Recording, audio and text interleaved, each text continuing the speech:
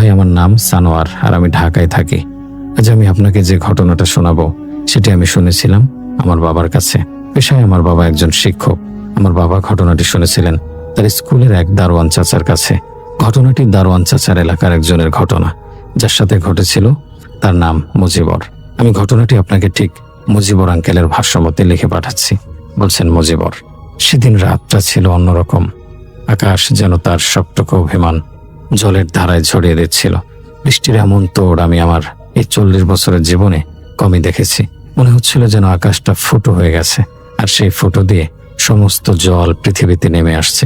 রাত তখন আনুমানিক 11:30 হবে। হাসপাতালের এমার্জেন্সি বিভাগের সামনে অ্যাম্বুলেন্সটা পার করে আমি ভেতরে বসে ঝিমোচ্ছিলাম। সারাদিনের খাটুনির পর শরীরটা একদম ভেঙে আসছিল। ভাবছিলাম আর কোনো কল না এলেই বাঁচি, কিন্তু আমার ভাবনার ঠিক উল্টোটা ঘটল। এমার্জেন্সি ওয়ার্ডের বয় এসে আমার গাড়ির জানালায় ঠক ঠক করে শব্দ করলো। কাজটা নামাতে এসে বলল, মুজিবর ভাই, একটা ডেড বডি নিয়ে যেতে হবে, একেবারে গ্রামের ভেতরে। এই ঝড় বৃষ্টির রাতে গ্রামের ভেতরে যাওয়ার কথা শুনেই আমার মেজাজটা খারাপ হয়ে গেল। গ্রামের রাস্তা মানেই কাদা পানির নরক, বিশেষ করে এই সময়ে। কিন্তু কি আর করা, এটাই আমার কাজ।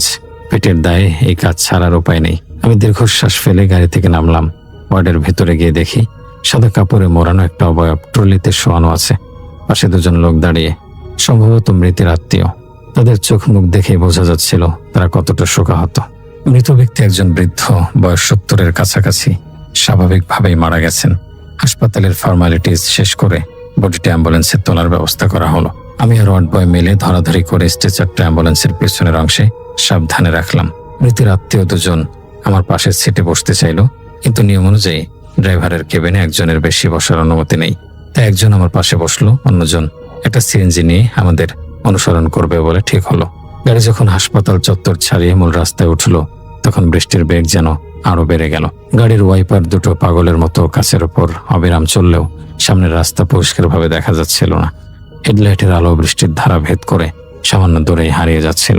আমার পাশের সিটে বসা লোকটি একেবারে চুপচাপ, মাঝে মাঝে শুধু বের করে কি যেন বলছিল, হয়তো সৃষ্টিকর্তাকে ডাকছিল।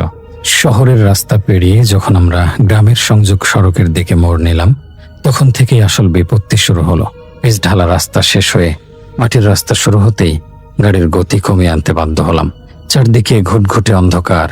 বিদ্যুতের খুঁটি থাকলেও এই ঝড় বৃষ্টিতে বিদ্যুৎ থাকবে সে আশা করা বোকামি। গাড়ির হেডলাইটের আলোই আমাদের একমাত্র ভরসা।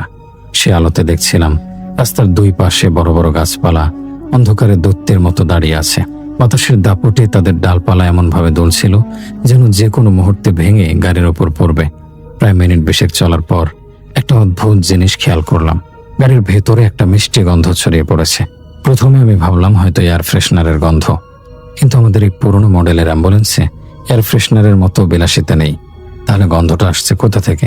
এটা ঠিক ফুলের গন্ধের মতো নয়, আবার আতরের মতো নয়। কেমন যেন একটা অচেনা মাদকতাময় মিষ্টি গন্ধ। আমি পাশের লোকটিকে জিজ্ঞেস করলাম, ভাই, কোনো গন্ধ পাচ্ছেন? লোকটি আমার দিকে অবাক হয়ে তাকালো। বলল, কিসের গন্ধ ভাই? আমি তো কিছু পাচ্ছি না। আমি আর কিছু বললাম না। ভাবলাম হয়তো আমারই মনের ভুল। সারাদিনের ক্লান্তি আর এই ভয়ঙ্কর আবহাওয়ায় এমনটা হতেই পারে। আমি গাড়ি চালাতে মনোযোগ দিলাম। রাস্তাটা ক্রমশ শুরু হয়ে আসছিল এবং কাদার পরিমাণও বাড়ছিল। চাকা পিছলে যাওয়ার ভয়ে আমি খুব সাবধানে গাড়ি চালাচ্ছিলাম। হঠাৎ করেই পেছনের অংশ থেকে একটা মৃদু শব্দ হলো, খট করে একটা আওয়াজ। আমি চমকে উঠে রিয়ার ভিউ মিররে তাকালাম। পেছনের অংশে আবছা আলোয় সাদা কাপড়ে মোড়ানো অবয়বটা ছাড়া আর কিছুই দেখা যাচ্ছিল না। আমি লোকটিকে জিজ্ঞেস করলাম, পেছনে কি কোনো শব্দ হলো? সে কান খাড়া করে শোনার চেষ্টা করলো এবং বলল, না তো, বাতাসের শব্দে হয়তো আপনার এমন মনে হচ্ছে। আমি তার কথায় আশ্বস্ত হওয়ার চেষ্টা করলাম। সত্যিই তো, এই ঝড়ের রাতে কত রকম শব্দই তো হতে পারে। গাছের ডাল পড়ার শব্দ, বাতাসের শো শো আওয়াজ, এসবের মধ্যে একটা সামান্য খট শব্দ শোনাটা অস্বাভাবিক কিছু নয়। আমি আবার গাড়ি চালাতে শুরু করলাম, কিন্তু মিনিট 5 যেতে না যেতে সেই মিষ্টি গন্ধটা আরো তীব্র হয়ে উঠল। এবার গন্ধটার সাথে কেমন যেন একটা পচা বাসি গন্ধ মিশে আছে। দুটো গন্ধ মিলেমিশে একটা অসহ্যকর অনুভূতি তৈরি করছিল। আমার গা গলিয়ে উঠল। আমি গাড়ির কাজটা সামান্য নামিয়ে দিলাম যাতে বাইরের তাজা বাতাস ভেতরে আসতে পারে, কিন্তু তাতে হিতে বিপরীত হলো। বৃষ্টির ছাট আর ঠান্ডা বাতাস হো হো করে ভেতরে ঢুকে আমার শরীর কাঁপিয়ে দিয়ে গেল। ঠিক সেই মুহূর্তে পেছনের অংশ থেকে আবার শব্দটা হলো। এবার আর মৃদু খট শব্দ নয়, বেশি স্পষ্ট একটা ধরার শব্দ, যেন ভারী কিছু একটা স্ট্রেচার থেকে নিচে পড়ে গেল। আমি সাথে সাথে ব্রেক কষলাম। গাড়িটা কাদার মধ্যে বিকট শব্দ করে থেমে গেল। আমার বুকের ভেতরটা ধরাস করে উঠল। পাশের লোকটি প্রায় চিৎকার করে উঠল, কি হলো ভাই, থামলেন কেন? আমি কাঁপা কাঁপা গলায় বললাম, পেছনে পেছনে মনে হয় বডিটা পড়ে গেছে। লোকটি ভয়ে ফ্যাকাশে হয়ে গেল। সে কাঁপা গলায় বলল, কি বলছেন এসব? স্ট্রেচার থেকে পড়বে কিভাবে? আমার নিজেরও বিশ্বাস হচ্ছিল না। স্ট্রেচারটা তো লকিং সিস্টেমে আটকানো থাকে, সেখান থেকে পড়ার কোনো সম্ভাবনাই নেই। তবুও শব্দটা এতটাই বাস্তব ছিল যে উপেক্ষা করার উপায় ছিল না। আমি লোকটিকে বললাম, আপনি বসুন, আমি দেখছি। গাড়ির ইঞ্জিন বন্ধ না করেই আমি দরজা খুলে নিচে নামলাম। বৃষ্টির ঝাপটা এসে আমার পুরো শরীর ভিজিয়ে দিল। চারদিকে এমন অন্ধকার যে নিজের হাতটাও দেখা যায় না। আমি পকেট থেকে মোবাইল ফোনটা বের করে ফ্ল্যাশ লাইট জ্বালালাম। সেই আলোয় দেখলাম আমরা একটা নির্জন জায়গায় এসে থেমেছি। রাস্তার দুই পাশে শুধু জঙ্গল আর জঙ্গল, কোনো বাড়িঘরের চিহ্ন মাত্র নেই। বাতাসের গর্জনে আমার কানের পর্দা ফেটে যাওয়ার উপক্রম হচ্ছিল। আমি কাঁপা কাঁপা পায়ে গাড়ির পেছনের দরজার দিকে এগিয়ে গেলাম। বুকের ভেতরটা হাতুড়ির মতো পেটাচ্ছিল। একটা অজানা ভয় আমাকে গ্রাস করছিল। কেন এমন হচ্ছে? একটা মৃতদেহ নিয়ে যাচ্ছি, এতে ভয়ের কি আছে? আমি নিজেকে নিজের সাহস জোগানোর চেষ্টা করলাম। কত রাত বেরেতে কত লাশ তো একাই নিয়ে গেছি, কই কখনো তেমন অনুভূতি হয়নি। পেছনের দরজার হাতলে হাত রাখতেই আমার শরীরটা কেমন যেন ঠান্ডা হয়ে গেল। মনে হলো হাতলটা বরফের মতো শীতল। আমি কয়েক মুহূর্ত ইতস্তত করলাম, তারপর এক ছটকায় দরজাটা খুলে ফেললাম। মোবাইলের আলো ভেতরে ফেলতেই আমার হৃৎপিণ্ডটা যেন এক মুহূর্তের জন্য থেমে গেল। আমি যা দেখলাম তার জন্য আমি মোটেও প্রস্তুত ছিলাম না। স্ট্রেচারের ওপর সাদা কাপড়ে মোড়ানো অবয়বটা ঠিকই আছে, পড়েনি, কিন্তু কাপড়ের একটা অংশ মুখের উপর থেকে সরে গেছে। আর সেই বৃদ্ধির চোখ দুটো সামান্য খোলা। সেই খোলা চোখের মণি দুটো যেন গাড়ির ভেতরের আবছা অন্ধকারে জ্বলজ্বল করছে। আমার মনে হলো সেই চোখ দুটো সরাসরি আমার দিকেই তাকিয়ে আছে। আমার শরীর ভয়ে জমে গিয়েছিল। খোলা চোখ দুটো যেন আমার অস্তিত্বের গভীরে বেঁধে যাচ্ছিল। চোখের মণি দুটো স্থির, কিন্তু সেই স্থিরতার মধ্যে লুকিয়েছিল এক অপার্থিব শীতলতা। মনে হচ্ছিল সেই দৃষ্টি যেন কোনো জীবন্ত মানুষের নয়, আবার মৃতেরও নয়। এক অন্যরকম চাহনি যা ভাষায় প্রকাশ করা যায় না। আমি কয়েক মুহূর্ত স্থানের মতো দাঁড়িয়ে রইলাম।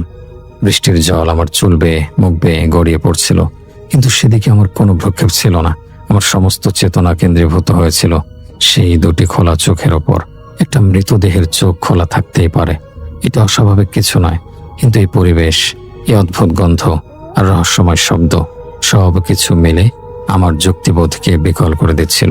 আমার পাশের সিটে বসা লোকটি অধৈর্য হয়ে ডাক দিল, কি হলো মুজিবর ভাই, সব ঠিক আছে তো? তার ডাকে আমার ঘোর কাটলো। আমি দ্রুত নিজেকে সামলে নিলাম। এই লোকটিকে সব বলে ভয় পাইয়ে দেওয়া ঠিক হবে না। সে তার স্বজন হারিয়ে এমনিতেই শোকের মধ্যে আছে। আমি কোনো মতে ঢোক গেলে জবাব দিলাম, হ্যাঁ ভাই, সব ঠিক আছে। মনে হয় রাস্তার ঝাঁকুনিতে কিছু একটা পড়ে গিয়েছিল, বডি ঠিক জায়গাতে আছে। আমি সাবধানে হাত বাড়িয়ে সাদা কাপড়ের অংশটা দিয়ে বৃদ্ধির মুখটা আবার ঢেকে দিলাম। আমার আঙুল যখন তার শীতল কপালে স্পর্শ করলো, তখন সারা শরীরে একটা বিদ্যুৎ খেলে গেল। চামড়াটা বরফের মতো ঠান্ডা, কিন্তু কেমন যেন একটা জীবন্ত অনুভূতি। মনে হলো যেন চামড়ার নিচে সূক্ষ্ম কোনো স্পন্দন টের পেলাম।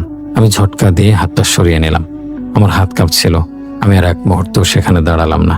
দ্রুত পেছনের দরজা বন্ধ করে প্রায় দৌড়ে ড্রাইভিং সিটে ফিরে এলাম। লোকটি উৎসুক চোখে আমার দিকে তাকিয়েছিল। আমি জোর করে মুখে একটা স্বাভাবিকতার হাসি ফুটিয়ে তোলার চেষ্টা করলাম, কিন্তু কতটা সফল হলাম জানি না। বললাম, কিছু না, চলুন যাওয়া যাক, অনেক দেরি হয়ে যাচ্ছে। আমি আবার গাড়ি স্টার্ট দিলাম, কিন্তু আমার মন থেকে সেই দৃশ্যটা কিছুতেই যাচ্ছিল না। ওই পারের প্রতিটি শব্দের সাথে সাথে আমার চোখের সামনে সেই খোলা চোখ দুটো ভেসে উঠছিল। গাড়ির ভেতরের সেই পচা মিষ্টি গন্ধটা এখন আরো অসহ্য হয়ে উঠেছে। আমার মনে হচ্ছিল গন্ধটা যেন পেছনের অংশ থেকে নয়, বরং আমার চারপাশে ঘুরপাক খাচ্ছে, আমার নিঃশ্বাসের সাথে মিশে যাচ্ছে। আমার মাথাটা কেমন ঝিমঝিম করতে লাগলো। আমরা আরো প্রায় আধা ঘন্টা ধরে সেই ভয়ঙ্কর রাস্তা দিয়ে এগিয়ে চললাম। বৃষ্টির দাপট একটু কমেনি, বরং বাতাসের বেগ মনে হয় আরো বেড়েছে। হঠাৎ করে একটা বিকট শব্দে গাড়িটা ঝাঁকুনি দিয়ে থেমে গেল। আমি স্টিয়ারিং হুইলটা শক্ত করে ধরে নিজেকে সামলে নিলাম। মনে হলো গাড়ির সামনের চাকা দুটো গভীর কাদায় দেবে গেছে। আমি অ্যাক্সিলারেটরে চাপ দিলাম, কিন্তু চাকা দুটো শুধু কাদার মধ্যে গড় করে ঘুরতে লাগলো। গাড়ি এক ইঞ্চিও এগোলো না। সর্বনাশ, যা ভয় করছিলাম ঠিক তাই হলো। গাড়ি কাদায় ফেসে গেছে। আমি হতাশ হয়ে স্টিয়ারিং এর ওপর একটা ঘষি মারলাম। এই নির্জন জঙ্গলের রাস্তায় এখন আমি কি করব? আশপাশে কোনো সাহায্য পাওয়ার সম্ভাবনা নেই। মোবাইল নেটওয়ার্কের অবস্থা অথৈবচ। আমি অসহায়ভাবে পাশের লোকটির দিকে তাকালাম। তার মুখেও রাজ্যের চিন্তা। সে বলল, এখন কি হবে ভাই? আমি তাকে অভয় দেওয়ার ভঙ্গিতে বললাম, চিন্তা করবেন না, আমি দেখছি, হয়তো একটু ধাক্কা দিলেই চাকা উঠে যাবে। কিন্তু আমি নিজেও জানতাম এটা মুখের কথা। এ বিশাল অ্যাম্বুলেন্স একা ধাক্কা দিয়ে তোলা প্রায় অসম্ভব। তবুও চেষ্টা করে দেখতে তো দোষ নেই। আমি আবার গাড়ি থেকে নামলাম। এবার কাদা আর পানি প্রায় আমার গোড়ালি ছুঁই ছুঁই। আমি মোবাইলের আলো ফেলে চাকার অবস্থা দেখার চেষ্টা করলাম। সামনের দুটো চাকায় প্রায় অর্ধেক কাদার নিচে চলে গেছে। আমি গাড়ির পেছন দিক দিয়ে গিয়ে সর্বশক্তি দিয়ে ধাক্কা দেওয়ার চেষ্টা করলাম, কিন্তু আমার একার চেষ্টায় কিছুই হলো না। গাড়িটা নড়লই না। হতাশ হয়ে আমি যখন গাড়ির পাশে এসে দাঁড়ালাম, ঠিক তখনই আমার চোখ গেল জঙ্গলের ভেতরের দিকে। হেডলাইটের আলো যতদূর যাচ্ছিল তার সীমানার ঠিক বাইরে গাছের আড়ালে আমি যেন একটা ছায়ামূর্তি নড়তে দেখলাম। প্রথমে ভাবলাম চোখের ভুল। এই অন্ধকারে এই ঝড় বৃষ্টিতে কত কিছুই তো মনে হতে পারে। আমি চোখ কষলে আবার তাকালাম। না, ভুল নয়, স্পষ্ট একটা লম্বাটে অবয়ব। নড়াচড়া করছে না, শুধু স্থির হয়ে দাঁড়িয়ে আছে। তার কোনো মুখ বা অবয়ব বোঝা যাচ্ছে না, শুধু জমাট বাঁধা অন্ধকারের চেয়েও বেশি কালো একটা আকৃতি। আমার বুকের ভেতরটা আবার ধরাস করে উঠল। এই নির্জন জায়গায় ওটা কে হতে পারে? কোনো গ্রামবাসী? কিন্তু এত রাতে এই ঝড়ের মধ্যে কেউ জঙ্গলে দাঁড়িয়ে থাকবে কেন? আমার মনে নানা রকম কুচিন্তা আসতে শুরু করলো। এটা কি কোনো বিপদ সংকেত? কোনো ডাকাতের দল নয় তো? আমি দ্রুত গাড়ির দরজা খুলে ভেতরে ঢুকে পড়লাম এবং লক করে দিলাম। পাশের লোকটি আমার অবস্থা দেখে জিজ্ঞেস করলো, কি হয়েছে ভাই? আপনার মুখটা এমন ফ্যাকাশে দেখাচ্ছে কেন? আমি তাকে জঙ্গলের ওই অবয়বটার কথা বললাম না। বললে সে আরো বেশি ভয় পেয়ে যাবে। আমি শুধু বললাম, বাইরে যে ঠান্ডা আর কাদা, একা ধাক্কা দিয়ে কাজ হবে না, আমাদের সাহায্যের জন্য অপেক্ষা করতে হবে।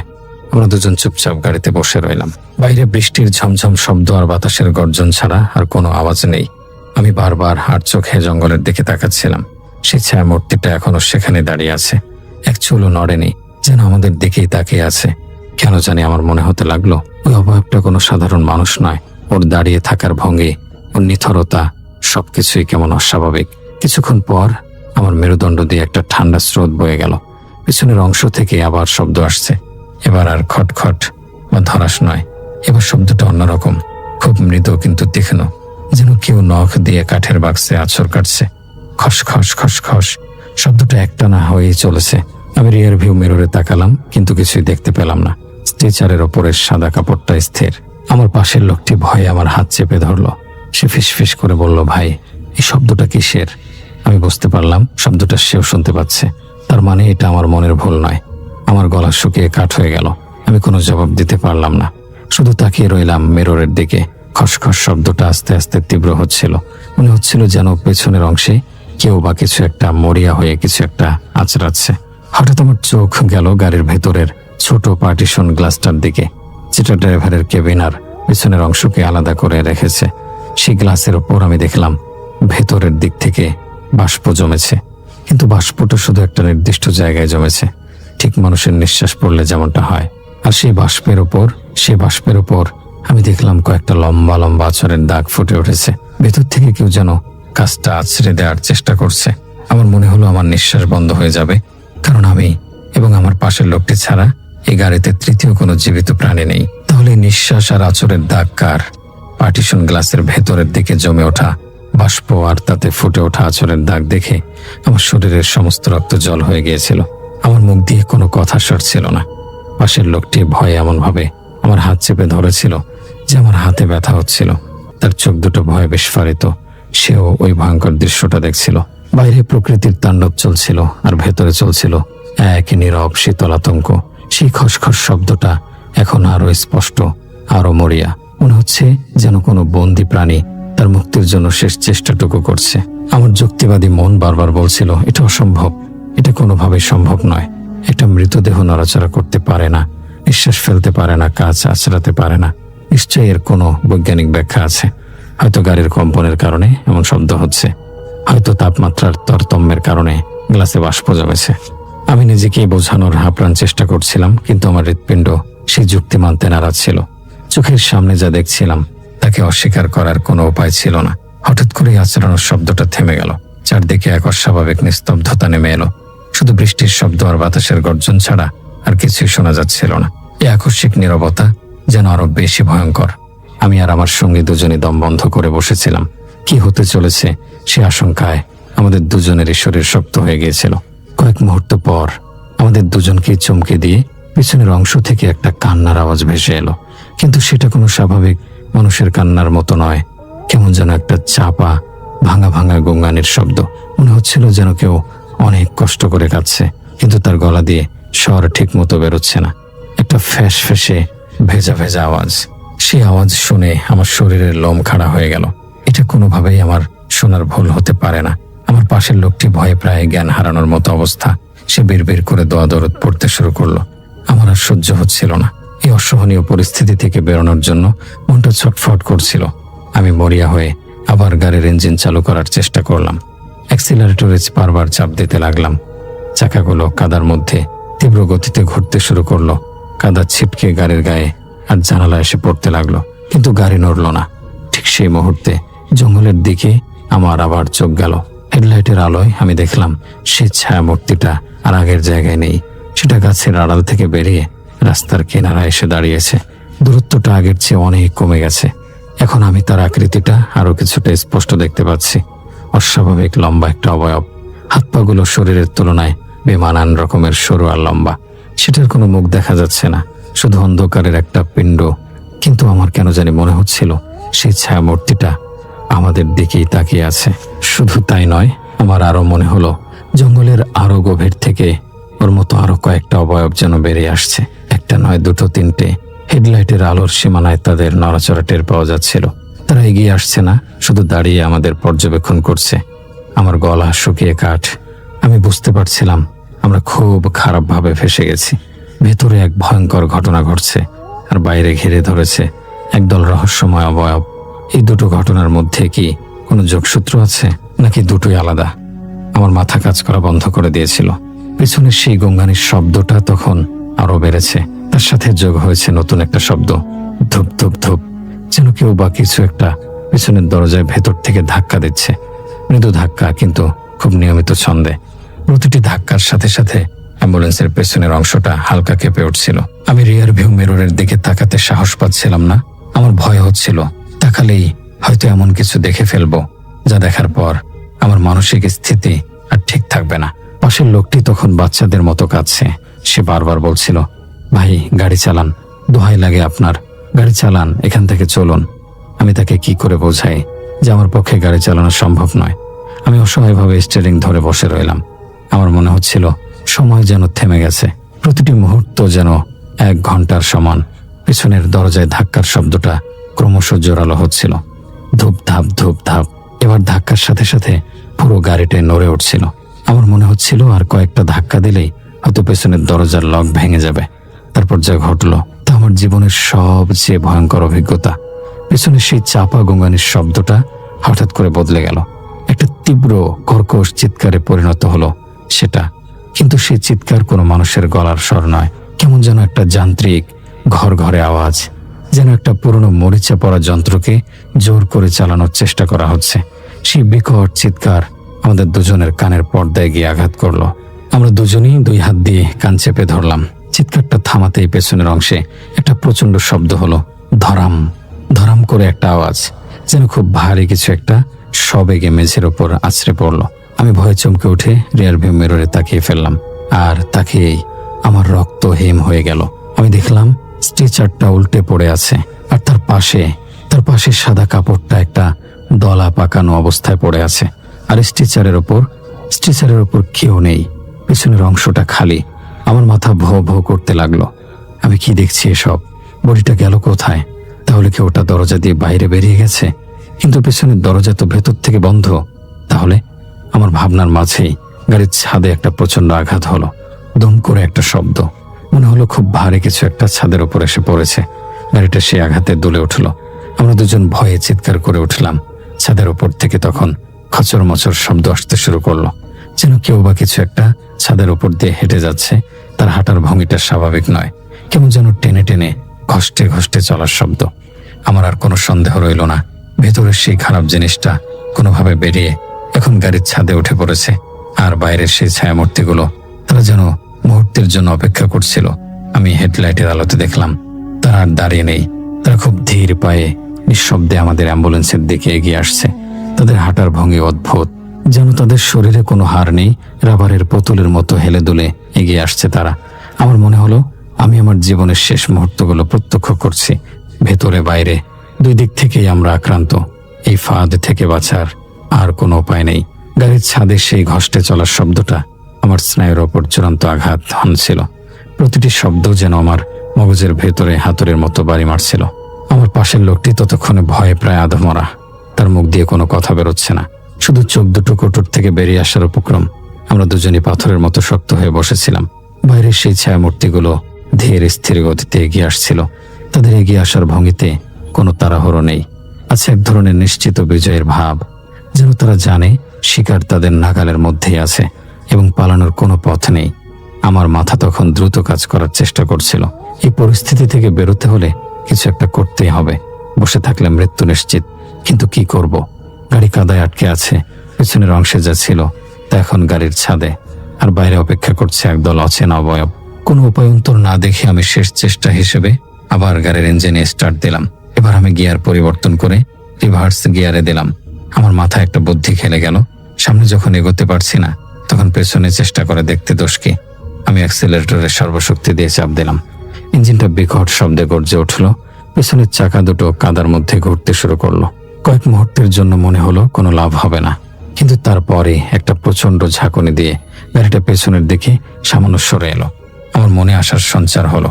আমি আবার অ্যাক্সিলারেটরে চাপ দিলাম। গাড়িটা আবার একটু পেছালো। এভাবে কয়েকবার করার পর চাকা দুটো কাদার গভীর অংশ থেকে বেরিয়ে এলো। আমি সঙ্গে সঙ্গে গিয়ার পাল্টে গাড়িটাকে সামনের দিকে নেয়ার চেষ্টা করলাম। ভাগ্য সহায় ছিল, গাড়িটা আবার ধীরে ধীরে এগোতে শুরু করলো। আমি যখন গাড়িটাকে ঘোরাতে যাব, ঠিক তখনই সামনের হেডলাইটের আলোয় একটা অবয়বকে একেবারে কাছে দেখতে পেলাম। সেটা রাস্তার ঠিক মাঝখানে দাঁড়িয়ে পথ আটকে আছে। আগের চেয়ে অনেক স্পষ্ট দেখা যাচ্ছে এবার। প্রায় 7 ফুট লম্বা একটা কাঠামো। তার হাত দুটো অস্বাভাবিক লম্বা, প্রায় মাটি ছুঁই ছুঁই। মুখমণ্ডলের জায়গায় মসৃণ অন্ধকার ছাড়া আর কিছুই নেই। সেটা স্থির দাঁড়িয়ে আছে, যেন আমাকে চ্যালেঞ্জ জানাচ্ছে। কিন্তু আমার তখন মাথায় খুন চেপে গেছে। বাঁচার জন্য আমি যে কোনো কিছু করতে পারতাম। আমি স্টিয়ারিং হুইলটা শক্ত করে ধরে অ্যাক্সিলারেটরে আরো জোরে চাপ দিলাম। অ্যাম্বুলেন্সটা গর্জন করতে করতে সরাসরি ওই অবয়বটার দিকে ধেয়ে গেল। আমার উদ্দেশ্য ছিল ওটাকে ধাক্কা মেরে রাস্তা থেকে সরিয়ে দেয়া, কিন্তু আমার ধারণাকে ভুল প্রমাণ করে দিয়ে অবয়বটা ধাক্কা খাওয়ার ঠিক আগের মুহূর্তে অবিশ্বাস্য দ্রুততায় পাশে সরে গেল। আমি শুধু পাশ দিয়ে যাওয়ার সময় বাতাসের একটা শো শো শব্দ পেলাম। গাড়িটা তখন বেশ গতি পেয়ে গেছে। আমি আর পেছনে তাকানোর সাহস করলাম না, শুধু সামনের দিকে তাকিয়ে যত জোরে সম্ভব গাড়ি চালাতে লাগলাম। ছাদের উপরে সেই ঘষ্টানোর শব্দটা তখনও হচ্ছিল। গাড়ির গতির সাথে সাথে শব্দটাও যেন দ্রুততর হচ্ছিল। মনে হচ্ছিল ওটা ছাদের উপর নিজের জায়গা মতো বসার চেষ্টা করছে। হঠাৎ করেই ড্রাইভারের পাশের জানালা, যেটা আমার সঙ্গীর দিকে ছিল, সেটার ওপর প্রচন্ড জোরে একটা আঘাত হলো। ধরাম করে এটা শব্দ। আমরা দুজনে সেদিকে তাকালাম, আর যা দেখলাম তাতে আমাদের আত্মা খাঁচাছাড়া হওয়ার জোগাড়। ছাদ থেকে একটা লম্বা সরু কালো হাত নেমে এসে জানালায় আঘাত করছে। সেই হাতে কোনো আঙুল নেই, শুধু 5টা ধারালো নখের মতো অংশ রয়েছে। সেই হাতটা বারবার কাছের উপর আছড়ে পড়ছিল। প্রতিটি আঘাতে কাজটা মারাত্মকভাবে কেঁপে উঠছিল। আমার সঙ্গী ভয়ে চিৎকার করে সিটের উপর প্রায় অজ্ঞান হয়ে এলিয়ে পড়ল। আমি এক হাতে স্টিয়ারিং ধরে অন্য হাতে তাকে সামলানোর চেষ্টা করলাম, কিন্তু আমার নিজেরই তখন হাত পা কাঁপছে। যে কোনো মুহূর্তে কাজটা ভেঙে যেতে পারে, আর কাজ ভাঙলে কি হবে সেটা কল্পনা করার শক্তি আমার ছিল না। আমি পাগলের মতো গাড়ি চালাচ্ছিলাম। রাস্তার গর্ত, কাদা, কোনো কিছুরই পরোয়া করছিলাম না। গাড়িটা মারাত্মকভাবে দৌড়ছিল। আমার একটাই লক্ষ্য, যত তাড়াতাড়ি সম্ভব এই জঙ্গল এলাকাটা পার হয়ে গ্রামের লোকালয়ে পৌঁছানো। কারণ আমি জানি আলো আর মানুষের উপস্থিতি এই ধরনের খারাপ জিনিসকে দূরে সরিয়ে রাখতে পারে। জানালায় আঘাতের শব্দটা তখন আরো তীব্র, আরো হিংস্র হয়ে উঠেছে। এর সাথে ছাদের উপর থেকে একটা ভয়ঙ্কর ঘরে আওয়াজ আসছিল, যেন কেউ রাগে গড়গড় করছে। আমি বুঝতে পারছিলাম ওটা খুব রেগে গেছে। কয়েকটা প্রচন্ড আঘাতের পর অবশেষে জানালার কাঁচটা বিকট শব্দে ভেঙে চুরমার হয়ে গেল। কাছের টুকরো গাড়ির ভেতরে ছড়িয়ে পড়ল। আমার সঙ্গীর গায়েও কয়েকটা টুকরো এসে লাগলো, কিন্তু তার তখন কোনো হুঁশ নেই।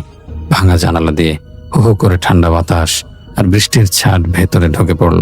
আর তার সাথে সাথেই সেই লম্বা কালো হাতটা সাপের মতো এসে ভেতরে ঢোকার চেষ্টা করতে লাগলো। আমি ভয়ে শিউরে উঠলাম। আমি স্টিয়ারিং ছেড়ে দিয়ে 2 হাতে ওই হাতটাকে আটকানোর চেষ্টা করলাম, কিন্তু সেটার শক্তি ছিল অবিশ্বাস্য। আমার মতো একজন বলিষ্ঠ মানুষকেও সেটা অনায়াসে ভেতরের দিকে ঠেলে দিচ্ছিল। আমার হাতে তার চামড়ার স্পর্শ লাগলো, বরফের চেয়েও ঠান্ডা আর খসখসে, অনেকটা সাপের চামড়ার মতো। আমি যখন প্রায় হার মেনে নিচ্ছিলাম, ঠিক তখনই আমার চোখ পড়ল ড্যাশবোর্ডের ওপর রাখা একটা ভারী টর্চ লাইটের ওপর।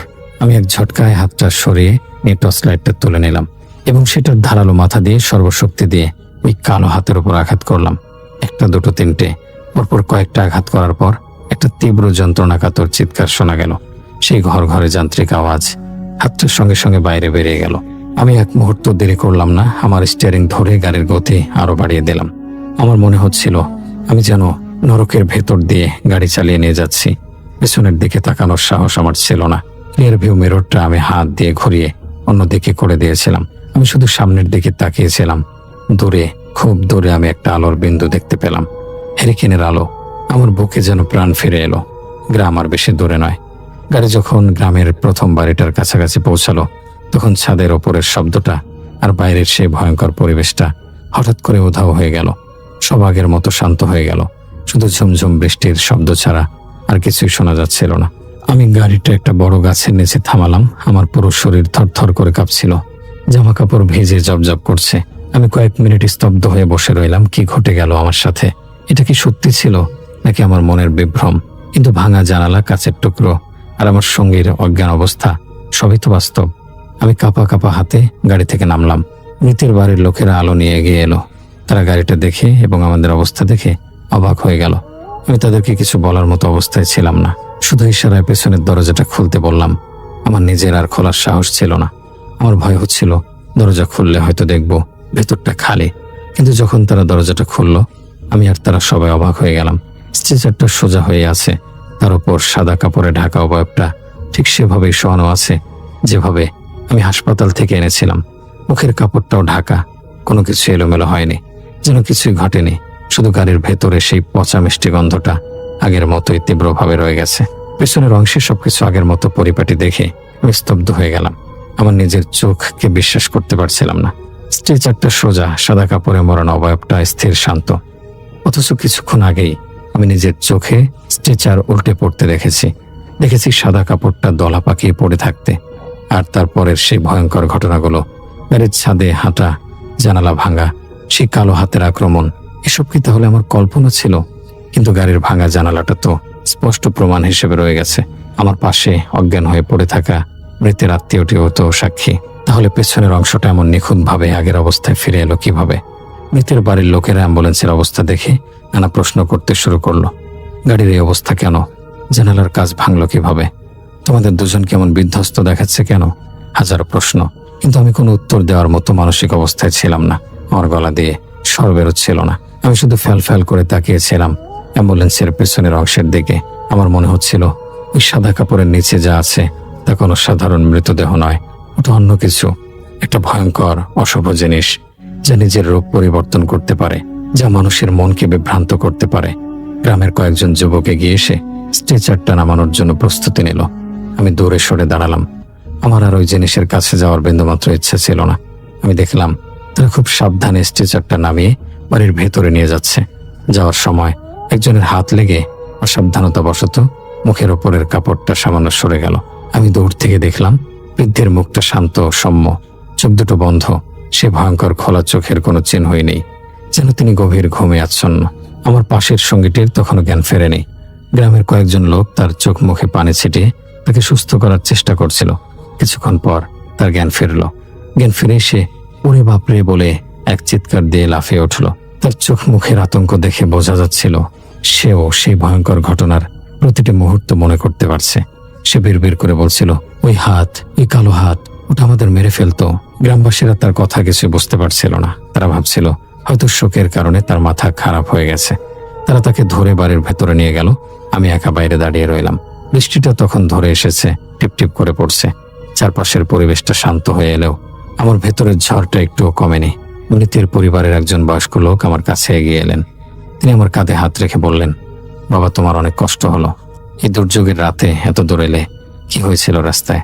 গাড়ি এমনভাবে ভাঙলো কি করে? আমি কি উত্তর দেব ভেবে পেলাম না। যদি আমি সত্যিটা বলি তারা কি বিশ্বাস করবে? তারা হয়তো আমাকে পাগল ভাববে, হয়তো বলবে আমি গাঁজা, ফেন্সিডিল খেয়ে গাড়ি চালাই। আমি দীর্ঘশ্বাস ফেলে একটা বানানো ঘটনা বললাম যে রাস্তায় একটা বড় গাছের ডাল ভেঙে পড়েছিল। সেটাকে পাশ কাটাতে গিয়ে গাড়িটা নিয়ন্ত্রণ হারিয়ে একটা গাছের সাথে ধাক্কা খায়, আর তাতেই জানালার কাঁচ ভেঙে যায় এবং আমরা দুজনে ভয় পেয়ে যাই। আমার কথা শুনে লোকটি বিশ্বাস করলো কি করলো না তা তার মুখ দেখে বোঝা গেল না। তিনি শুধু বললেন, সৃষ্টিকর্তা যা করেন ভালোর জন্যই করেন। তোমরা যে প্রাণে বেঁচে ফিরেছ এটাই বড় কথা। তিনি আমার হাতে কিছু টাকা গুঁজে দেওয়ার চেষ্টা করলেন, কিন্তু আমি টাকাটা নিতে পারলাম না। আমার মনে হচ্ছিল এই টাকা নেওয়াটা ঠিক হবে না। আমি শুধু আমার ন্যায্য ভাড়াটুকু রেখে বাকিটা তাকে ফিরিয়ে দিলাম। বললাম, আমার আর কিছু লাগবে না, আমি এখন ফিরতে চাই। আমার আর এক মুহূর্ত ওই গ্রামে থাকতে ইচ্ছে করছিল না। আমার কেবলই মনে হচ্ছিল ওই বাড়িটার ভেতর থেকে, ওই সাদা কাপড়ে মোড়ানো অবয়বটা থেকে একটা অদৃশ্য শীতল স্রোত আমার দিকে বয়ে আসছে। আমি তাড়াতাড়ি অ্যাম্বুলেন্সে উঠে বসলাম। ভাঙা জানালা দিয়ে ঠান্ডা বাতাস আসছিল, কিন্তু সেদিকে আমার ভ্রুক্ষেপ ছিল না। আমি শুধু এখান থেকে চলে যেতে চাইছিলাম। আমি যখন গাড়িটা স্টার্ট দিয়ে হাসপাতালের পথে রওনা দিলাম, তখনও ভোরের আলো ফোটেনি। ফেরার রাস্তাটা অদ্ভুত রকমের শান্ত ছিল। সেই জঙ্গল, সেই নির্জন পথ, সবই আগের মতো, কিন্তু এখন আর কোনো ভয়ঙ্কর অনুভূতি হচ্ছিল না। যেন সেই খারাপ জিনিসটা তার গন্তব্যে পৌঁছে গেছে, তাই তার আর আমাকে প্রয়োজন নেই। কিন্তু আমার মনের ভেতর থেকে ভয়টা যাচ্ছিল না। আমি বারবার রিয়ার ভিউ মিররে পিছনের খালি স্ট্রেচারটার দিকে তাকাচ্ছিলাম।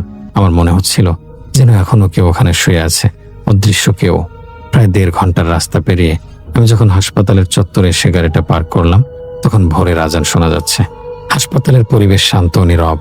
আমি গাড়ি থেকে নেমে সোজা বাথরুমে চলে গেলাম। আয়নার সামনে দাঁড়িয়ে নিজের চেহারা দেখে আমি নিজেই চমকে উঠলাম। আমার চোখ দুটো লাল, চুলগুলো উস্কো খুস্কো, মুখে রাজ্যের ক্লান্তি আর আতঙ্ক। মাত্র কয়েক ঘন্টার মধ্যে আমার বয়স যেন 10 বছর বেড়ে গেছে। আমি চোখে মুখে পানি দিলাম, কিন্তু ভেতরের জ্বালাটা কিছুতে কমছিল না। সেদিন আমি আর কোনো কাজ করতে পারিনি। আমার সুপারভাইজারকে সব খুলে বলার চেষ্টা করেছিলাম, কিন্তু তিনি আমার কথা শুনে হাসলেন। বললেন, মুজিবর, তুমি হয়তো বেশি ক্লান্ত ছিলে, তাই দুঃস্বপ্ন দেখেছ। যাও, বাড়ি গিয়ে ভালো করে একটা ঘুম দাও। আমি আর তাকে কিছু বোঝানোর চেষ্টা করিনি। আমি জানি এই ঘটনা কেউ বিশ্বাস করবে না। এটা আমার একার অভিজ্ঞতা, আমার একার অভিশাপ।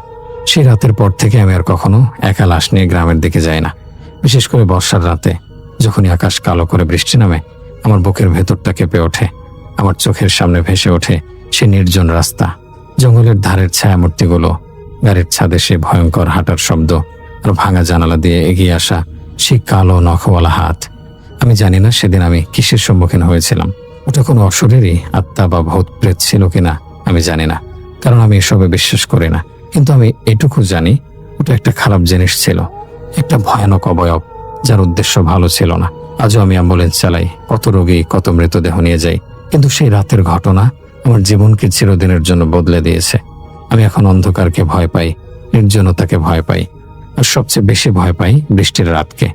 কারণ আমি জানি সে রাতের মতো কোনো এক বর্ষার রাতে হয়তো আবার আমার ডাক পড়বে, কোনো এক দূর গ্রামের পথে, কোনো এক রহস্যময় অভাবকে তার শেষ ঠিকানায় পৌঁছে দেওয়ার জন্য। আর সেই ঘটনা মনে পড়লেই আমার শরীরের রক্ত বরফের মতো ঠান্ডা হয়ে যায়।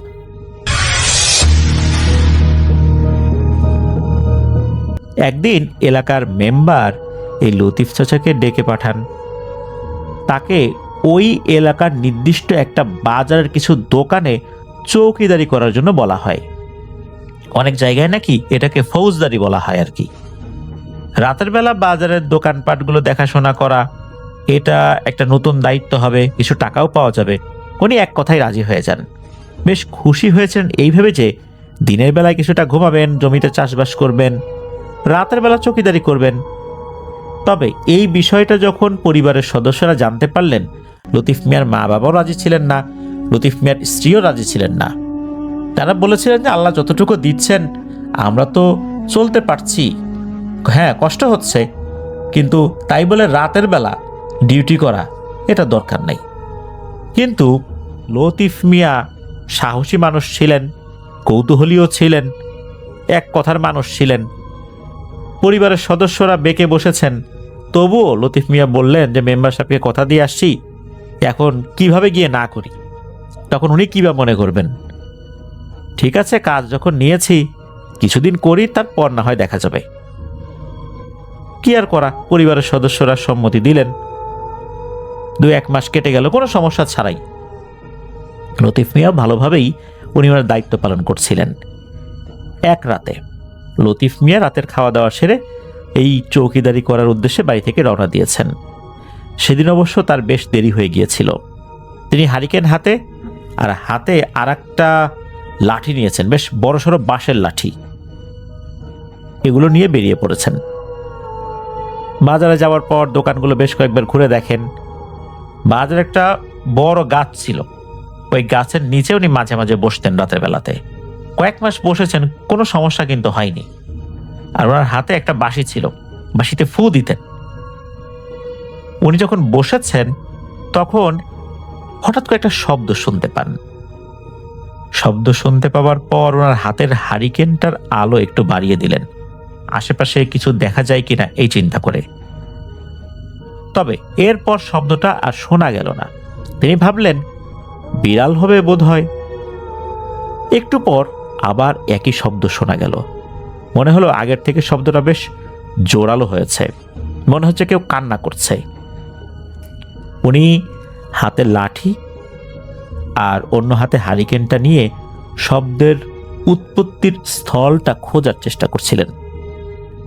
খুঁজতে খুঁজতে ধীরে ধীরে তিনি গরুর মাংস যেখানে বিক্রি হয় বাজারের একটা সাইডে, ওই দোকানগুলোর কাছে চলে আসেন।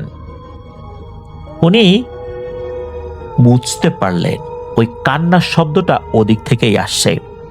তিনি ধীরে ধীরে এগিয়ে যেতে লাগলেন। লতিফ মিয়া ছিলেন বেশ সাহসী একজন মানুষ। তিনি বেশ কয়েকটা দোকান পার হয়ে একটা গলির ভিতরে ঢুকে গিয়েছেন। আগেকার দিনের দোকানপাটগুলো ছিল বেশ ফাঁকা ফাঁকা, তার মধ্যে ছিল ওই সময় গরমকাল, তবে জ্যোৎস্না রাত ছিল।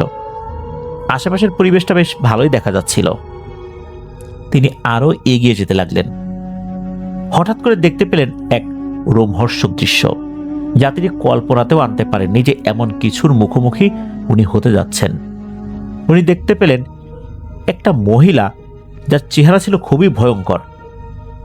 শরীরের বিভিন্ন জায়গার মাংসগুলো অর্ধগলিত, কোনো কোনো জায়গায় খুলে পড়ে গেছে, সেখানে হাড় রয়েছে সেগুলো দেখা যাচ্ছে। আর তীব্র দুর্গন্ধ চতুর্দিকে ছড়িয়ে পড়েছে।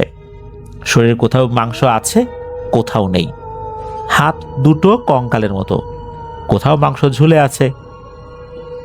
ঠিক যেমন গরু জবাই করলে হাড়ের সঙ্গে মাংসগুলো লেগে থাকে, ঠিক তেমন। দাঁতের উপরে চোয়ালের মাংসগুলো কোথাও আছে, কোথাও নেই। এতটাই ভয়ঙ্কর দেখতে, লতিফ মিয়া সেই মহিলাকে দেখতেই নিজেকে আর ধরে রাখতে পারছিলেন না। তার মনে হচ্ছিল উনি ওখানেই মারা যাবেন। লতিফ মিয়া তৎক্ষণাৎ একটি দোকানের টিনের পেছনে গিয়ে দাঁড়ান এবং হারিকেনের আলোটি একদম কমিয়ে দিয়েছেন। এরপর উনি দেখার চেষ্টা করছেন যে এই অবয়বটা আসলে কি করে। সেই ভয়ঙ্কর মহিলাটি মাংসের দোকানের মাটিতে পড়ে থাকা রক্তগুলো জিহ্বা দিয়ে চেটে চেটে খাচ্ছিল। মাংসের দোকানে থাকা যে কাঠগুলো রয়েছে, যার উপর মাংসগুলো কাটা হয়, গাছের গুড়ির একটা অংশ বা গোল কাঠের একটা অংশ, এগুলোর উপর যখন মাংস কাটা হয় তখন এর সাথে কিন্তু রক্ত লেগে থাকে। এই জিনিসগুলো সে চেটে চেটে খাচ্ছিল।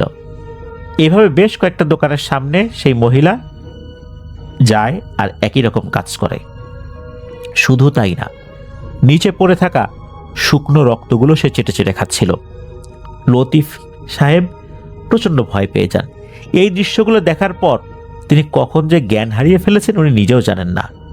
পরের দিন দুপুরের পর নিজেকে আবিষ্কার করেন তার নিজ বাড়িতে। চোখ খুলতেই দেখেন কয়েকজন পরিবারের যারা সদস্য আর কি তার কাছে দাঁড়িয়ে আছেন। তার স্ত্রী কান্নাকাটি করছে। লতিফ মিয়া তার স্ত্রীকে জিজ্ঞেস করেন, কি ব্যাপার, তুমি এভাবে কান্নাকাটি করছো কেন, কি হয়েছে? লতিফ মিয়ার স্ত্রী জানান, ফজরের নামাজের পর কয়েকজন এসে অনেক জোরে ডাকাডাকি করছিল।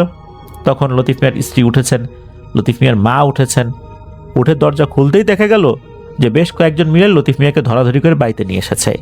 তখন ওনারা অনেক চেষ্টা করেছেন জ্ঞান ফেরানোর জন্য, ওনারা পারেন নাই। এই যে এখন জ্ঞান ফিরল। এগুলো যখন বলা হলো তখন লতিফ মিয়ার স্ত্রী লতিফ মিয়াকে জিজ্ঞেস করলেন, তোমার হয়েছিলটা কি? এরপর আরো কয়েকজন জানতে চাইল যে কি হয়েছিল। লতিফ মিয়া চিন্তা করলেন যে আসলে আমি কি ওই গাছের নিচে ঘুমিয়ে গিয়েছিলাম কিনা, আমি কি কোনো স্বপ্ন দেখেছিলাম কিনা, যা দেখেছি এটা কি স্বপ্ন নাকি অন্য কিছু। উনি বারবার এই একই কথা ভাবছিলেন। তবে লতিফ মিয়া ওই সময়ে এই ঘটনাটা পরিবারের সদস্যদের সাথে শেয়ার করেননি। পরিবারের সদস্যরা জানলে তো নিঃসন্দেহে তাকে আর এই চৌকিদারি কাজটি করতে দেবে না, কারণ তারা তো এই কাজটি করার শুরু থেকেই বিরোধী ছিল। এখন যদি বিষয়টা বলা হয় তাহলে নিশ্চিত যেতে দেবে না। এদিকে এমন একটা সময় ঘটনাটি ঘটেছে মাসের একদম মাঝামাঝি। এখন যদি উনি ছেড়ে দেন তখন তো হবে আর একটা বিপত্তি, টাকাগুলোও পাওয়া যাবে না যে কয়েকদিন ডিউটি করেছেন। চিন্তা করলেন যে কাজটা করি না, হয়তোবা কোনো একটা দুর্ঘটনা হয়েছে, আমি অজ্ঞান হয়ে গিয়েছিলাম বা দুঃস্বপ্ন দেখেছিলাম। উনি আসলে তখনও এটাকে দুঃস্বপ্ন মনে করছিলেন, বিষয়টা উনি শেয়ার করতে চাচ্ছিলেন না। আর অভাবের সংসার, একটু বাড়তি উপার্জন হলে ভালোভাবেই সংসারটা চলবে। সেদিন রাতে যথারীতি খাওয়া দাওয়া করে বেরিয়ে পড়লেন বাজারের উদ্দেশ্যে। এই ঘটনার কারণে ওনার যে জ্বর আসবে এরকম কোনো কিছু কিন্তু হয়নি। তবে ওই রাত্রে ওনার সবসময় সার্বক্ষণিক যে সাথী একটা বাঁশের লাঠি, এটার সাথে উনি আর একটা লোহার চিকন লাঠি নিলেন। বাজারে গেলেন, পুরো বাজার বাঁশি বাজিয়ে 2-3 বার ঘুরলেন। সবখানে দেখা গেল যে সবকিছু ঠিকঠাক আছে কি না। উনি দেখলেন যে না, সবকিছু ঠিকঠাকই আছে। এরপর তিনি আবার ওই গাছের নিচে বসলেন। উনি যাতে ঘুমিয়ে না পড়েন এই জন্য কিছু শুকনো খাবার নিয়ে যেতেন, মুড়ি, গুড়, চিড়া, এইগুলো আর কি। এগুলো চিবিয়ে খেলে ঘুম কেটে যায়। উনি খাচ্ছেন, খেতে খেতে শুনতে পেলেন সেই কান্নার আওয়াজ, যেটা গত রাত্রে উনি শুনেছিলেন। তবে আজকে কান্নার আওয়াজটা বেশ তীক্ষ্ণ, মনে হচ্ছিল খুব জোরে জোরে গোঙানিরও শব্দ হচ্ছে। অনেক সময় কেউ রেগে গেলে যেরকম গড়গড় শব্দ করে, এমন শব্দও হচ্ছে কান্নার আওয়াজের সাথে। এবারও তিনি সাহস করে শব্দটির উৎপত্তিস্থলে যাওয়ার জন্য উঠে দাঁড়ালেন। হারিকেনের আলো মিটিমিটি করে জ্বলছে। তবে ওই সময় উনি বাঁশের লাঠিটি রেখে লোহার যেই দণ্ডটা ছিল ওটা হাতে নিলেন। তিনি আবারও গতকালের স্থানটিতে গেলেন এবং সেই দোকানের টিনের পেছনে দাঁড়িয়েছিলেন। তিনি আসলে দেখতে চাইছিলেন যে আসলে কি উনি দুঃস্বপ্ন দেখেছেন নাকি সত্যি সত্যি কিছু দেখেছেন। উনি ওখানে গেলেন, টিনের ওখানে দাঁড়িয়ে কিন্তু সবকিছু দেখা যাচ্ছিল। এবারও তিনি যা দেখলেন সত্যি তা খুবই ভয়ঙ্কর। ওনার শরীর অবশ হয়ে গিয়েছিল, উনি ওনার হাত পা নাড়াতেই পারছিলেন না। তিনি দেখলেন ঠিক গতকালের দেখা সেই মহিলা, শরীরে প্রচণ্ড দুর্গন্ধ, অর্ধ গলিত মাংস তার শরীরে, কঙ্কালের মতো 2টি হাত, পায়ের মাংসগুলো কোনো রকম লেগে আছে। সে ওই মাংসের দোকানগুলোতে কিছু একটা খুঁজছে। লতিফ চাচা আরও দেখতে পেলেন যে মাটিতে পড়ে থাকা শুকনো রক্তের দাগগুলো এই মহিলা চেটে চেটে খাচ্ছে। এক পর্যায়ে উনি আরও দেখলেন সেই ভয়ঙ্কর মহিলা নিজের পায়ের কোনো রকমে আটকে থাকা ওই পচা মাংসগুলো দাঁত দিয়ে টেনে ছিঁড়ে খাচ্ছে, জিহ্বা দিয়ে নিজের পা চেটে চেটে খাচ্ছে। লতিফ মিয়া যেখানে দাঁড়িয়েছিল সেই ভয়ঙ্কর মহিলাটি এবার সেদিকে এগিয়ে আসছে। মনে হচ্ছে এই মহিলাটি টের পেয়ে গেছে যে তাকে কেউ দেখছে আড়াল থেকে। লতিফ মিয়া শক্ত করে লোহার লাঠিটি ধরে রাখে এবং মনে মনে আল্লাহকে ডাকতে থাকে। উনি তো ওখান থেকে নড়তেই পারছেন না। এক পর্যায়ে সেই ভয়ঙ্কর মহিলাটি দোকানের টিনের সামনে চলে আসে। তীব্র দুর্গন্ধ বের হচ্ছিল। এবারে যে ঘটনাটি ঘটে তা হচ্ছে ওই মহিলাটি এক লাফে টিনের পেছনে চলে আসে, একদম লতিফ মিয়ার মুখোমুখি হয়ে যায়। লতিফ মিয়ার সাথে চোখাচোখি হয়। লতিফ মিয়াকে দেখে কর্কশভাবে হাসতে থাকে, তার জিহ্বা দিয়ে লালা পড়ছিল। লতিফ মিয়াকে দেখে বলে, কতদিন মাংস খাই না রে লতিফ মিয়া, তোর মাংস একটু দিবি? এই কথা শোনার পর লতিফ মিয়া আর সহ্য করতে না পেরে প্রচন্ড জোরে একটা চিৎকার করে ওঠে। উনি দৌড়ে সেখান থেকে পালানোর চেষ্টা করেন। তিনি শরীরে একটু শক্তি পেয়েছিলেন ওই সময়। দৌড়ানোর সময় খেয়াল করেন তার পিছনে কিছু একটা আসছে, কিন্তু তার সাহস হলো না পেছনে তাকানোর। উনি দৌড়াতে দৌড়াতে পাকা রাস্তার উপরে উঠেছেন। পাকা রাস্তা থেকে পায়ে হাঁটা 15 মিনিটের দূরত্ব হচ্ছে এই লতিফ চাচার বাড়ি। লতিফ চাচা কোনো পাশে না তাকিয়ে সোজা বাড়ির দিকে দৌড় দেন। তিনি হাঁপাতে হাঁপাতে বাড়ির সামনে আসেন, জোরে একটা চিৎকার দিয়ে তার মাকে ডাকেন এবং ধপাস করে পড়ে যান। এদিকে তার চিৎকারে তার মা, তার স্ত্রী, তার ছোট ভাইও ছিল ওই বাড়িতে, তড়িঘড়ি করে বাইরে বেরিয়ে আসেন। এসে দেখেন লতিফ মিয়া মাটিতে পড়ে আছে অজ্ঞান অবস্থায়। সবাই ধরাধরি করে তাকে ঘরে নিয়ে আসে। তার সমস্ত শরীর ঘামে ভিজে গিয়েছিল। তার স্ত্রী তার গায়ের জামাটি খুলে দেন এবং পাখা দিয়ে বাতাস করতে থাকেন। তারা আসলে কেউ বুঝতে পারছেন না ব্যাপারটা কি। প্রায় অনেকক্ষণ পর লতিফ মিয়ার জ্ঞান ফেরে। চোখ খুলে উনি পানি খেতে চাইলেন। তার স্ত্রী তাকে পানি এনে দেন। সবাই তাকে জিজ্ঞেস করলেন হয়েছেটা কি, আর এমন অবস্থা কি করে হলো। আগের রাত্রেও হলো, আজকেও এই অবস্থা। এদিকে তার স্ত্রী বলছেন যে আমি বারবার নিষেধ করছিলাম রাতের বেলা বাজারে এই ডিউটি না করতে। তবে পরিবারের সদস্যরা চিন্তা করেছিলেন হয়তোবা বাজারে ডাকাত পড়েছে, ডাকাতরা তাকে ধাওয়া করেছে, বিষয়টা এরকম চিন্তা করেছিলেন আর কি। কিন্তু না, লতিফ মিয়া এবারে সমস্ত ঘটনা খুলে বললেন, আগের রাত্রে কি হয়েছিল আর এই রাত্রে কি হয়েছে। এই কথা শোনার পর বাড়ির সবাই তো অনেক ভয় পেয়ে যান। সবাই বলেন আর কোনো কথা না, এই ডিউটি শেষ, আর করা যাবে না, এটা কোনোভাবেই করা যাবে না। তবে এবারে লতিফ মিয়া আর কথা বাড়ালেন না, সবার কথা মেনে নিলেন। সেদিন রাতেই লতিফ মিয়ার অনেক জ্বর আসে। পরের দিন ফজর নামাজের পর তার ছোট ভাই মসজিদের ইমাম সাহেবের নিকট সবকিছু বলেন। ইমাম সাহেব বললেন যে ঠিক আছে, আমি যাব লতিফ মিয়াকে দেখতে। সেদিন আসরের নামাজের পর ইমাম সাহেব লতিফ মিয়ার বাড়িতে আসেন। এসে দেখেন লতিফ মিয়ার স্ত্রী লতিফ মিয়ার মাথায় পানি দিয়ে যাচ্ছে, কারণ লতিফ মিয়ার শরীরে অনেক জ্বর। ইমাম সাহেব বললেন যে এমন অনেক ঘটনা ঘটে থাকে আমাদের সাথে, জিন ইনসান তো আল্লাহ তাআলা সৃষ্টি করেছেন, একথা সত্য। তুমি হয়তো অনেক খারাপ কিছুর কবলে পড়েছিলে, আল্লাহই বাঁচিয়ে দিয়েছেন, আলহামদুলিল্লাহ। এই বলে ইমাম সাহেব পানি পড়ে দিলেন। লতিফ সাহেবের শরীরে কিছুটা পানি ছিটিয়েও দিলেন। ইমাম সাহেব এরপর বলে দিলেন যে লতিফ, তুমি এই পেশাটা ছেড়ে দাও, আগে যে কাজ করতা সেটাই করো, এতটা ধকল তোমার শরীরে সইবে না, চাষবাস করো, এটাতে আল্লাহ যতটুকু দেয় এটা আল্লাহ পছন্দ করছেন না হয়তো। লতিফ মিয়া বলেন জি, আপনি ঠিকই বলেছেন, আমার পরিবারের সদস্যরা শুরুতেই বলেছিল, আমি তো শুনিনি, আমি এই কাজ আর করবো না। এদিকে বাজারের লোকজনও তাকে দেখতে আসে। এর মধ্যে একজন বেশ বয়স্ক ভদ্রলোক, যিনি ওই বাজারে ব্যবসা করতেন, তার একটা বেশ বড়সড় দোকান ছিল, উনি আসেন।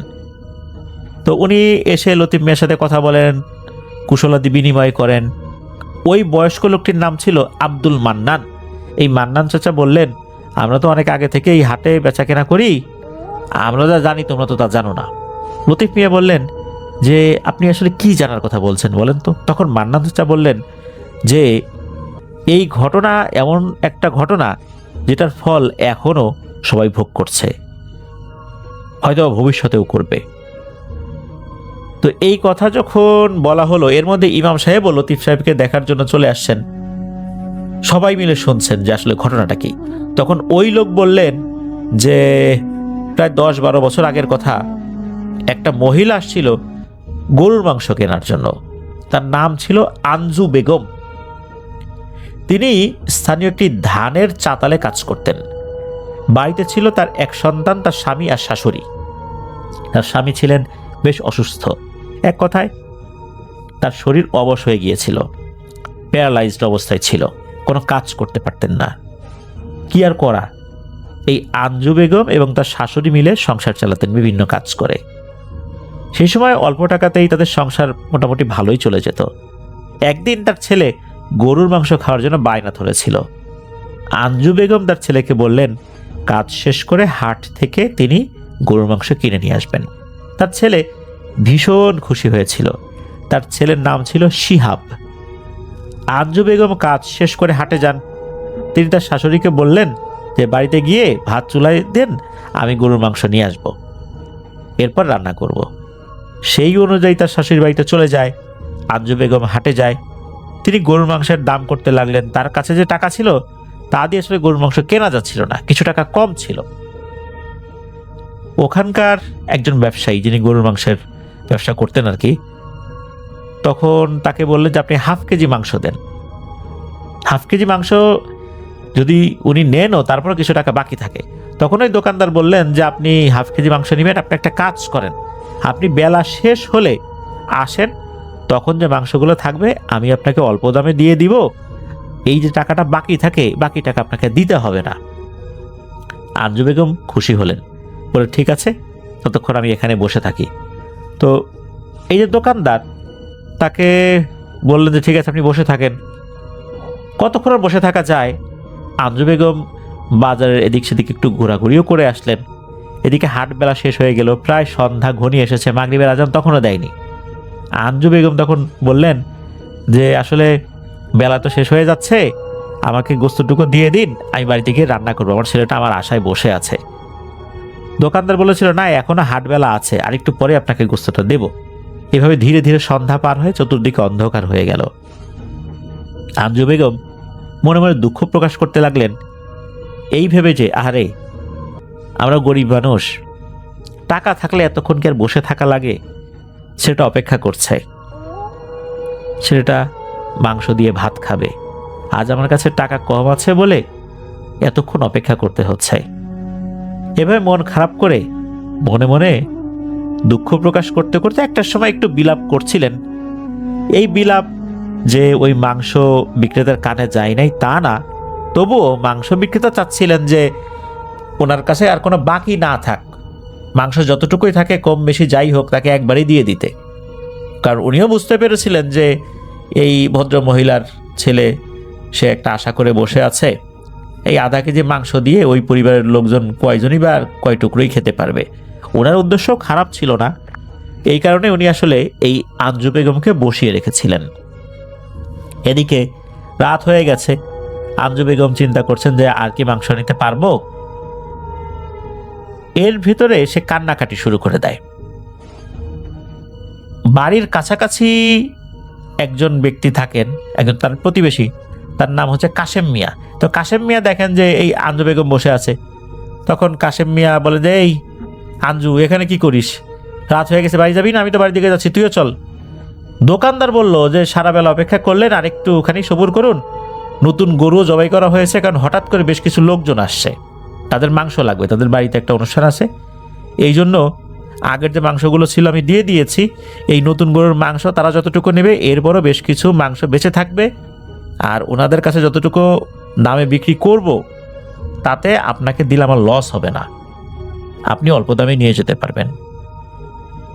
এ কথা শোনার পর আঞ্জু বেগমও চিন্তা করলেন যে ঠিক আছে, তাই হোক, নিয়ে যাই। এ কথা কিন্তু এই কাশেম মিয়াও শুনেছিলেন। তখন কাশেম মিয়া বলে আচ্ছা ঠিক আছে দোকানদার, তুমি তাকে মাংস দিয়ে দিও, আমি চলে গেলাম। আর উনি যখন চলে যাচ্ছিলেন, আঞ্জু বেগম নাকি বলেছিলেন যে কাকা আপনি গিয়ে আমার শাশুড়িকে বলবেন যে ভাত চড়াই দিতে, ভাতটা রেডি করে ফেলতে, আমি মাংস নিয়ে আসতেছি। তখন উনি বলেন ঠিক আছে, আমি গিয়ে এটা বলবো। আর এটা বলে দিয়েছিলেন যে আমার ছেলে শিহাব যেন ঘুমিয়ে না পড়ে। তো উনি তো গেছেন, গিয়ে সব কথা বলেও দিচ্ছেন যে হ্যাঁ সে আসবে। এদিকে সময় কেটে যেতে লাগলো, রাত অর্ধেক হয়ে গেছে, আঞ্জু বেগম বাড়িতে ফেরেন নাই। গ্রামের মানুষেরা সাধারণত এশার নামাজ পড়েই ঘুমিয়ে পড়তেন, আর ওই গ্রামে তো তখনও ইলেকট্রিসিটি আসেনি, অনেকে সন্ধ্যার পরপরই ঘুমিয়ে পড়তেন। আঞ্জু বেগমের শাশুড়ি খুব চিন্তায় পড়ে গেলেন। এদিকে আঞ্জু বেগমের ছেলে শিহাব, সেও বারবার জিজ্ঞেস করছিল মা কখন আসবে। আঞ্জু বেগমের শাশুড়ি আর ধৈর্য ধরে রাখতে পারলেন না। এদিকে আঞ্জু বেগমের স্বামী, তার নাম হচ্ছে মোতালেব মিয়া, সে বারবার জিজ্ঞেস করছে যে আঞ্জু এসেছে কিনা। এখন তার তো উঠে খোঁজার শারীরিক শক্তি নাই, তার শরীর তো প্যারালাইজড হয়ে আছে। তখন আঞ্জু বেগমের যিনি শাশুড়ি, উনি একটা হারিকেন হাতে নিয়ে পাশের বাড়িতে যান। পাশের বাড়িতে গিয়ে বলেন যে আঞ্জু বেগম তো এখন বাড়িতে ফেরেন নাই। তখন আরো বেশ কয়েকজন লোক বের হয়ে আঞ্জু বেগমকে খুঁজতে বের হয়। বাজারে যাওয়া হয়, বাজারে গিয়ে আঞ্জু বেগমকে পাওয়া যায় না। যেখানে আঞ্জু বেগম কাজ করত সেখানে গিয়েও খোঁজা হয়, সেখানেও তার কোনো সন্ধান পাওয়া যায়নি। সারা রাত তাকে খোঁজা হয়, কোনো খোঁজ পাওয়া গেল না। পরের দিন সকালে বেশ কয়েকজন মিলে এলাকার মেম্বারের কাছে যান। তাকে এই বিষয়টা জানানো হলে মেম্বার সাহেব থানায় গিয়ে একটা জিডি করতে বলেন, এবং মেম্বার সাহেবের পরিচিত যত লোকজন আছে সবাইকে বলেন যে আঞ্জু বেগমকে খোঁজার জন্য। সবার কিন্তু সন্দেহ জাগে আঞ্জু বেগম যেই দোকানে মাংস কিনতে গিয়েছিল ওই দোকানদারের প্রতি, যে সে কিছু জানতে পারে। সেই দোকানদারকে অনেক প্রশ্ন করা হয়, পুলিশ এসে ওই দোকানদারকে নানা ধরনের জিজ্ঞাসাবাদ করলেও ওই দোকানদার বলে যে হ্যাঁ, আঞ্জু বেগম তো তার কাছে মাংস নিয়ে চলে গেছে, এবং তার কাছ থেকে যে মাংস নিয়ে চলে গেছে ওই সময় আরও বেশ কয়েকজন মানুষও ছিল এই বাজারের, তারাও দেখেছে। তাদেরকেও ডাকা হয়, তারা বলে হ্যাঁ, আঞ্জু বেগম তো মাংস নিয়ে চলে গেছে। হ্যাঁ, এটা সত্য যে আঞ্জু বেগমের যেতে দেরি হয়েছে। এদিকে আঞ্জু বেগমের তো সন্ধান পাওয়া যাচ্ছে না। বেশ কয়েকদিন পর, প্রায় এক সপ্তাহের কাছাকাছি সময়, এক ব্যক্তি ধানের জমিতে পানি দেওয়ার জন্য এই যে স্যালোমেশনের যে ঘর, বোরিং ঘর বলে, এই বোরিং ঘরের কাছে গিয়েছে। ওইখানে গেলে এমন দুর্গন্ধ সে পাচ্ছে, তো উনি ভেবেছেন হয়তো বা শিয়াল কুকুর মরে পচে একদম ফুলে গিয়েছে, এই জন্য এরকম গন্ধ হচ্ছে। উনি ওই বোরিং ঘরের পেছন দিকে গিয়ে দেখেন একটা বস্তা পড়ে আছে। ওই বস্তার উপরে লাল লাল শুকনো কিছু লেগে আছে। তখন উনি চিন্তা করলেন এর ভিতরে কি হতে পারে। উনি আশেপাশে যারা কৃষক ছিলেন তাদেরকে ডাকেন, সবাই চলে আসে, এসে দেখে একটা বস্তা পড়ে আছে। তবে তাদের কাছে সন্দেহ লাগে, তারা কেউই ওই বস্তায় হাত না দিয়ে মেম্বারকে খবর দেন। মেম্বার এসে দেখে অবস্থা তো আসলে ভালো না, অন্য কোনো বিষয় হতে পারে। তখন মেম্বারও এই বিষয়ে কাউকে আগাতে নিষেধ করেন যে কেউ বস্তায় হাত দিবা না, পুলিশকে খবর দেই। দ্রুত পুলিশকে খবর দেওয়া হয়। পুলিশ আসার পর বস্তার মুখ খোলা হলো। মুখ খোলার পর যে দেখা গেল, তার দেখার জন্য আসলে গ্রামবাসীরা কেউই প্রস্তুত ছিল না। সবাই দেখে আঞ্জু বেগমের লাশ বস্তার ভেতরে। আঞ্জু বেগমের পরনের কাপড় দেখে বোঝা যাচ্ছিল এটা আঞ্জু বেগম। তার চেহারা দেখে বোঝার আসলে উপায় ছিল না। শরীরের মাংস, হাড় আলাদা হয়ে গেছে, মাংসগুলো পচে খুলে খুলে পড়েছে। এমন তীব্র দুর্গন্ধ, কাছেই আর যাওয়া যাচ্ছে না। আঞ্জু বেগমের বাড়িতে খবর পাঠানো হয়। তার ছেলে তখন স্কুলে গিয়েছে। তার শাশুড়ি খবরটি শোনা মাত্র দৌড়ে আসেন, এসে এই দৃশ্য দেখতে পান। সবাই আহাজারি করতে লাগলো, আহা, এই অভাবী মহিলাটার কেন এমনটা হলো? কে এই কাজটা করলো? তার তো কোনো শত্রু ছিল না। আসলে আঞ্জু বেগমের সাথে ওই রাতে কি হয়েছিল এটা জানা যায় না। এই লাশ যখন উদ্ধার হলো তখন এটার অবস্থা এমন ছিল যে এটাকে আসলে পোস্টমর্টেম যে করবে এমন উপায়ও ছিল না। তারপরও পুলিশ লাশটি নিয়ে গিয়েছিল। এরপর তাদের যেই ফর্মালিটিস এটা করে পরিবারের কাছে লাশ হস্তান্তর করে।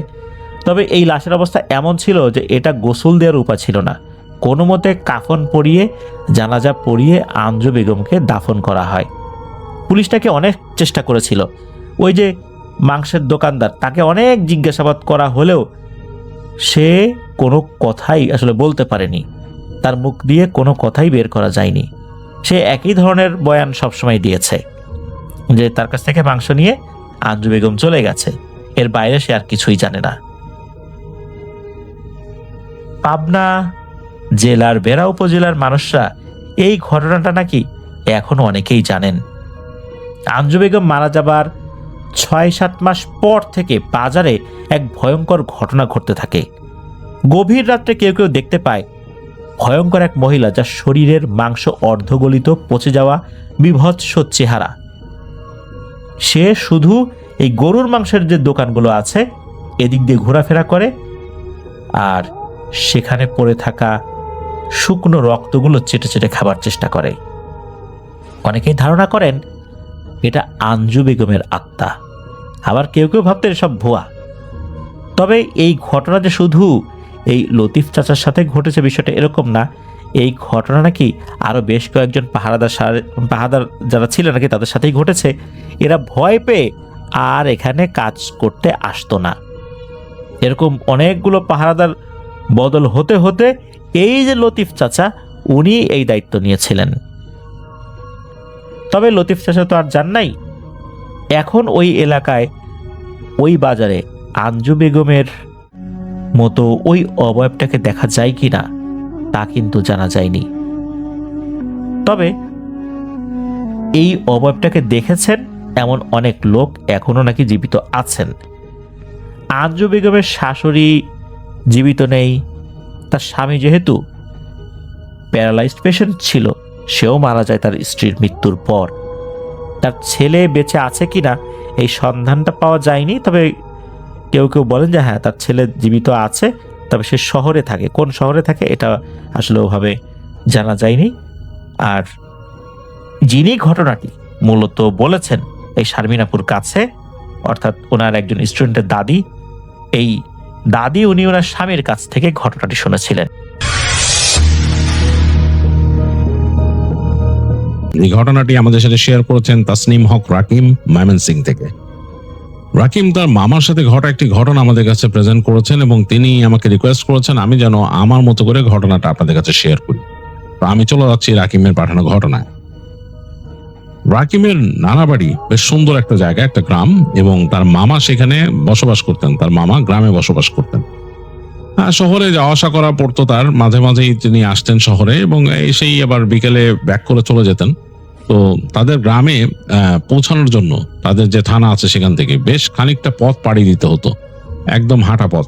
তো সেখান থেকে নর্মালি দেখা যেত দুপুরের পরে রওনা দিলে বা সন্ধ্যার আগে তার মামা বাড়ি পৌঁছাতে পারতেন এবং তার সমস্যা হতো না।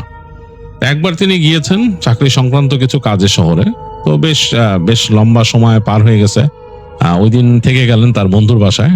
পরদিনও সকালবেলা বন্ধুর সাথে এদিক ওদিক ঘোরাঘুরি করে তার কিছু কাজ বাকি ছিল সেগুলো শেষ করতে গেলেন। তো এই দুপুরের পরে সেই অফিসে যাওয়াতে দেখা গেল যে তার সময় অনেকটাই মানে নষ্ট হয়ে গেল, কারণ ওখানে লাইন ধরে থাকতে হয়েছিল এবং যখন বেরোলেন সেখান থেকে তখন দেখা গেল যে একেবারে বিকেল হয়ে গেছে। তো রাকিমের মামা ভাবছিলেন তিনি থেকে যাবেন কিনা শহরে। পরে চিন্তা করলেন যে না, একদিন তো হয়ে গেছে, বাড়ি চলে যাই। আর বন্ধুও থাকে মেসে, তো ওখানে 2 দিন থাকাটা কেমন যেন লাগলো তার কাছে। তো তিনি রওনা দিয়ে দিলেন ওখান থেকে, এই পড়ন্ত বিকেলে রওনা দিলেন এবং রওনা দিয়ে যখন তাদের থানায় আসলেন তখন কিন্তু অলরেডি রাত হয়ে গেছে, সন্ধ্যা করা রাত। তো এই সময়টা একটু অস্বস্তিকর রাকিমের মামার জন্য ওখান থেকে ফেরা, কারণ তিনি জানেন যে তাদের যে পথটা, এই পথটা বেশ বন্ধুর বলতে অনেক দূর হেঁটে আসতে হয় এবং এই পথটার একটা পাশে একটা বড় দিঘি আছে এবং দিঘির পাশে একটা পুরনো কবরস্থান আছে। এই জায়গাটাকে পার হতে হয়। তো এই জায়গাটা সাধারণত রাতের বেলা মানুষ এড়িয়ে চলে, মানে ওই জায়গায় দেখা যাচ্ছে যে এরকম সন্ধ্যার পর ওখানে মানুষই থাকে না, ওই রাস্তাতে চলাচলই করে না। কারো যদি রাতের বেলা কোনো বিশেষ প্রয়োজনে থানায় আসতে হয় তখন তারা ঘুরে পাশের একটা গ্রাম আছে ওখান দিয়ে আসে, তারপরে এখান দিয়ে যায় না। তো রাকিবের মামাকে এই পথই ধরতে হবে, কারণ পাশের গ্রামে যেতে গেলে তাকে নামতে হতো সামনের একটা জায়গায় এবং সেখান থেকে যেতে হতো বেশ ঘুরপথ। গ্রাম থেকে যদি থানায় আসতে যায় খুব সহজ, বাট এই থানার থেকে যদি এখন যেতে হয় তাহলে তাকে ওই হাঁটা পথে এখান দিয়ে যেতে হবে। তো যাই হোক, কোনো উপায়ন্তর নাই, রাত হয়ে গেছে আর তিনি এখন তো আর রিগ্রেট করে লাভ নাই, রওনা দিয়ে দিচ্ছেন। তো যখন রওনা দিলেন ওই থানা বাস স্ট্যান্ড থেকে তখন কিন্তু মানে মোটামুটি বেশ কঠিন অবস্থা, মানে সন্ধ্যা গড়ায় গেছে, ছোটখাটো দোকানপাট বন্ধ হওয়া শুরু হয়েছে, কারণ গ্রামের দিকে দোকানপাট গুলা খুব দ্রুতই বন্ধ হয়ে যেত তখন, এত খোলা থাকতো না। একেবারে বাজার বা একদম বাস স্ট্যান্ড ছাড়া একেবারে আর্লি বন্ধ করে। যাই হোক, তিনি জাস্ট হেঁটে রওনা দিয়েছেন, একটু পরে টপ টপ টপ বৃষ্টি শুরু হলো, প্রচন্ড বৃষ্টিতে তিনি দাঁড়ায় থাকলেন একটা দোকানে, ওই দোকানটা বন্ধ হয়নি তখনও। দোকানে দাঁড়ায় থাকলেন, দোকানদারের সাথে অনেকক্ষণ গল্প করতে করতে মানে আরো ভালো একটা সময় চলে গেল বৃষ্টি থামতে থামতে। বৃষ্টি মানে একেবারে ঝুম করে আসছিল, আবার চলে যায়, আবার আসে, এরকম করতে করতে একসময় বৃষ্টি যখন থামলো ওই দোকানদারও সব গোছায় ফেলছে, চলে যাবে দোকানদার। তো রাকিমের মামাও বললো আচ্ছা যাই, চলেন ভাই। তো কোন পথে যাবেন? তিনি বললো যে তিনি একটা পথ পর্যন্ত যাবেন। তো রাকিমের মামা ওনার সাথে সাথে হাঁটা দিলেন। তো হাঁটতে হাঁটতে হাঁটতে একটা জায়গায় এসে এখান থেকে চলে যাওয়ার পালা, দোকানদারের বাসা আরেক দিকে, তিনি বিদায় নিয়ে চলে গেলেন। আর এই রাস্তাটাই মোটামুটি বেশ নির্জন রাস্তা, এই জায়গাটাকেই আসলে মানুষ ভয় পায়, কারণ এটার এক পাশ দিয়ে হচ্ছে এরকম গাছগাছালি বেশ উঁচা হয়ে গেছে, মানে রাস্তার পাড়টা বেশ উঁচু, ওই জায়গাতে ঘাস জন্মায় গেছে, এদিক দিয়ে নিচু হয়ে নেমে ফসলের মাঠের মধ্যে নামছে। আর মা দিকে সামনে এগিয়ে গেলে আরো সেখানে একটা বড় দিঘি এবং দিঘির ওই পারে হচ্ছে পুরনো একটা কবরস্থান, মানে বেশ পুরনো, এবং এই জায়গাটা আসলে মানুষ ভয় পায়, অনেকেই ভয় পায়। এবং এই কবরস্থানেই রাকিমদের পূর্বপুরুষদেরও কবর আছে এই জায়গায়। এবং রিসেন্টলি মানে এই তো মানে কয়েক মাস হয়েছে এই রাকিমের মামার এক দাদুর কবর দেওয়া হয়েছে এখানে, তাদের পরিবারেরই, তার দাদু হয়, তিনি তার কবর দেওয়া হয়েছে। এবং সেখানে মানে রাকিমের মামা বেশ যে মানে সেই দাদুর যখন হয়েছিল মানে 4 দিন 40 দিন বেশ ভালো রোল প্লে করছে, আলোচনা করছে, তাকে বেশ পছন্দ করতো ওই দাদু। মানে ওখানে তিনি গেছেন। তো তার কবরও কিন্তু ওই কবরস্থানেই, এই কবরস্থানের এই শেষ অংশটায়। যাই হোক, তো ওইখানে মানুষ ভয় পায় আর কি। তো যাই হোক, তিনি যখন হেঁটে পৌঁছাইলেন ওই জায়গায়, কেউ নাই, শুনশান অবস্থা। এবং বৃষ্টি হয়ে যাওয়াতে চারিদিক ভিজা ভিজা, মাটিটাও ভিজা ভিজা, স্যান্ডেলের সাথেও মনে হইতেছে যে চপচপ করে করে কাদা উঠতেছে, এরকম একটা অবস্থা। আর বাতাস আসতেছে, দমকা দমকা বাতাস, বৃষ্টি থেমে গেছে, ঠান্ডা ঠান্ডা বাতাস। তো তিনি দেখলেন ডানে বামে কেউ নাই, রাস্তা ফাঁকা, যেদিকে যতদূর চোখ যায় ফাঁকা, বাঁদিকে গেলেও ফাঁকা। বাঁদিকে গেলে সামনে যে দেখা গেছে দুই পাশে ক্ষেত একদম দেখা যাচ্ছে, আর মেঘ সরে সরে যাচ্ছে আকাশ থেকে। আর ডান দিকে তাকাইলে সেই যে রাস্তা চলে গেছে সামনে, এবং এখান থেকেই দেখা যাচ্ছে দূরে দিঘিটা, আকাশের ছায়া পড়ছে দিঘিতে এবং পানি থই থই করতেছে বোঝা যাচ্ছে। এবং তার থেকে দূরে দেখা যাচ্ছে কবরস্থানের পাশের গাছগুলো একদম, এবং বোঝা যাচ্ছে যে ওখানে কবরের সারি আছে। যাই হোক, রাকিমের মামা আর কিছু চিন্তা না করে হাঁটা দিলেন ডান দিকে। বাসায় তো যেতেই হবে, এবং দু এক জায়গায় পানি জমে গেছে কাদার মধ্যে, বুঝতে পারতেছেন।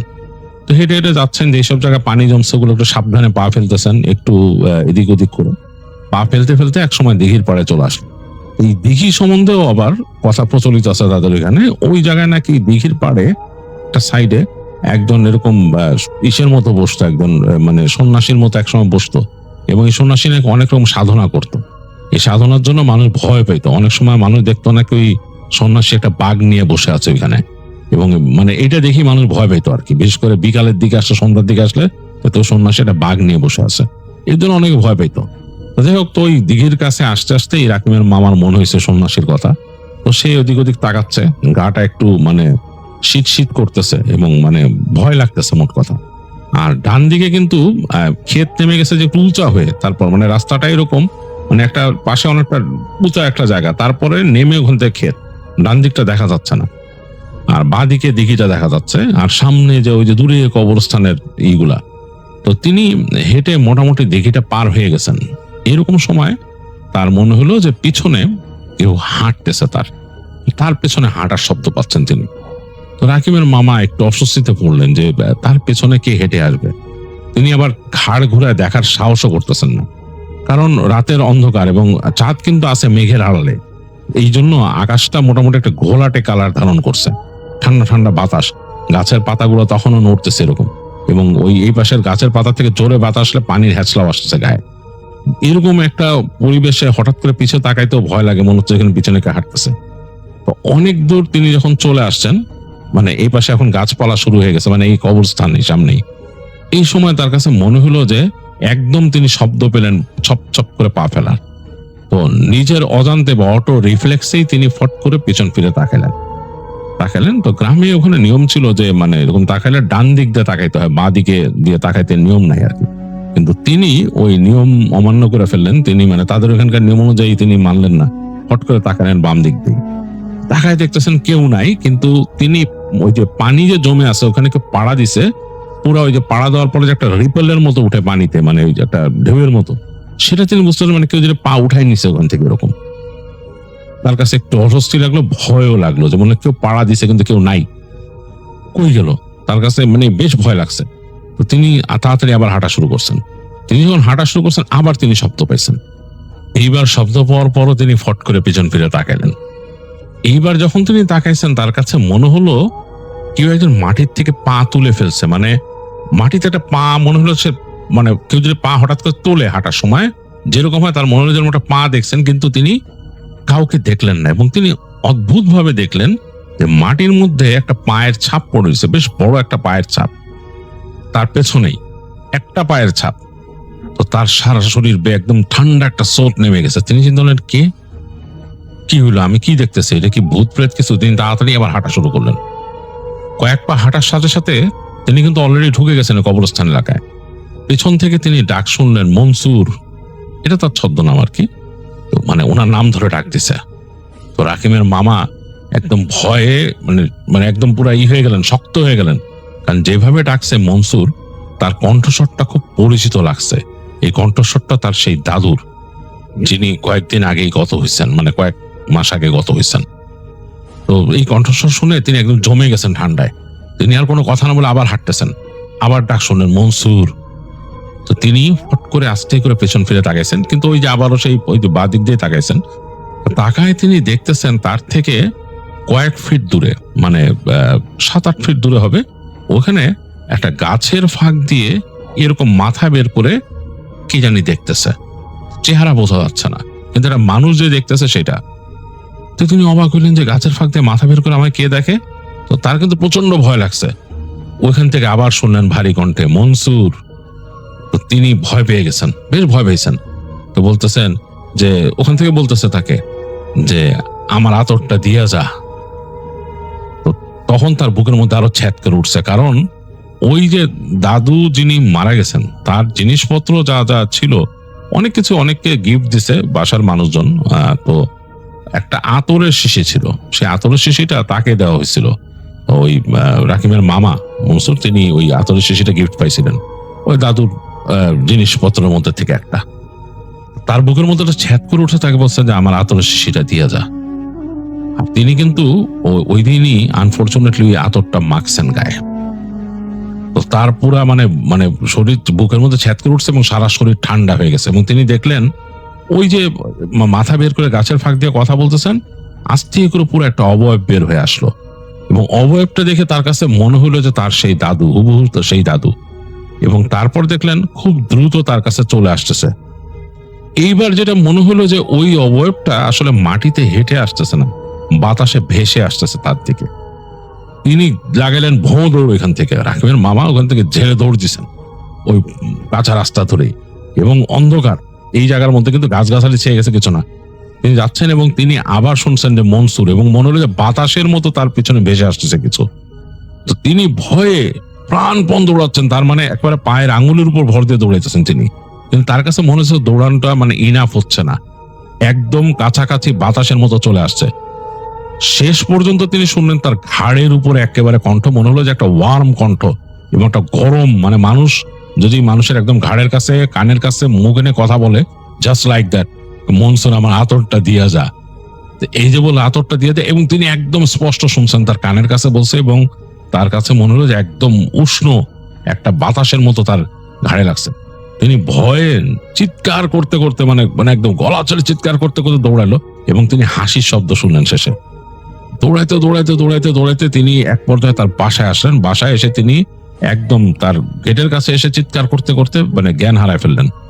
তো ধাম করে পড়ে গেছেন তিনি। বাসার মানুষজন বেরিয়েছে চিৎকার শুনে, এসে তাকে উঠাইলো। উঠায় দেখলো যে তার মানে একদম মানে মুখের চোয়াল শক্ত হয়ে গেছে, মানে দাঁতে দাঁত লেগে গেছে।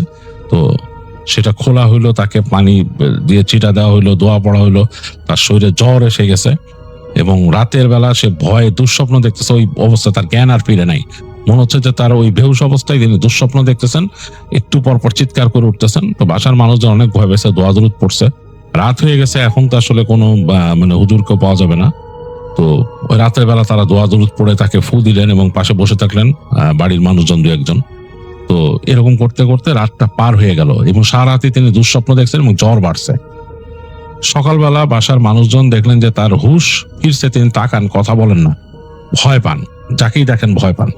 তো বাসার মানুষজন গেল যে মসজিদ থেকে হুজুরকে নিয়ে আসলো, যে নিশ্চয়ই ভয় পেয়েছে ছেলে, এবং ডাক্তারকে খবর দিল। গ্রামের একজন ডাক্তার ছিলেন, তো ডাক্তারও আসলো, হুজুর আসলো। তো ডাক্তার দেখে বললেন জ্বর আসছে, এবং তখন রাকিমের মামা কথা বলা শুরু করছে।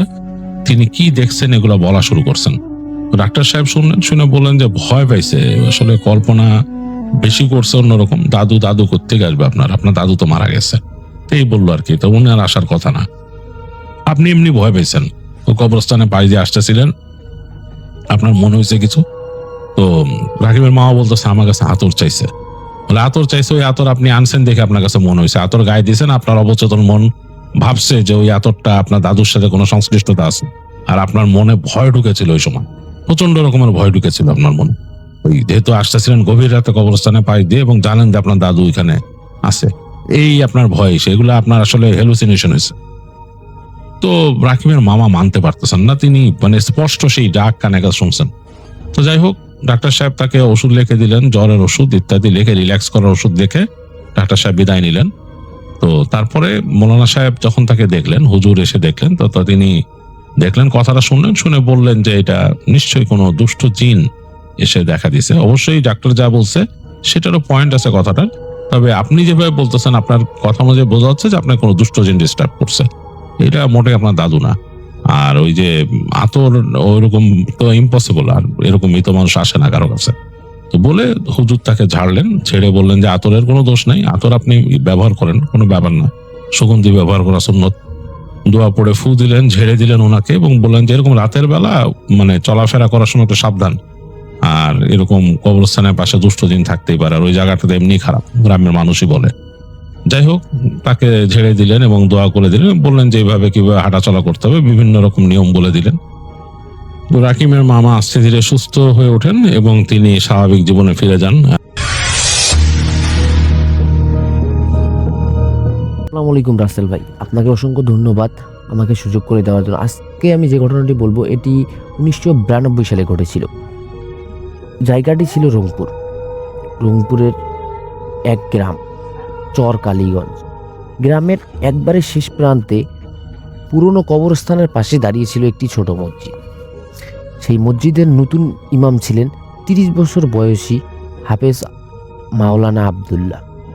তিনি খুবই সাহসী, ধর্মপরায়ণ এবং 5 ওয়াক্ত নামাজের পাশাপাশি তাহাজ্জুদও তিনি নিয়মিত আদায় করতেন। গ্রামে আসার পর থেকেই মানুষ তাকে একটি সতর্ক বার্তা দিত, হুজুর, ঈশার নামাজের পর কবরস্থানের দিকে যাবেন না, সেখানে অদ্ভুত ঘটনা ঘটে। ইমাম হেসে বললেন, আল্লাহ ছাড়া কারো ভয় নেই। এক রাতে ঈশার নামাজ শেষ হতেই অনেক দেরি হয়ে গেল। মুসল্লিরা সবাই চলে গেল, পুরো গ্রাম নিস্তব্ধ। হঠাৎ মসজিদের বাইরে থেকে কান্নার শব্দ ভেসে এলো, হুজুর একটু আসবেন, আমার খুব বিপদ।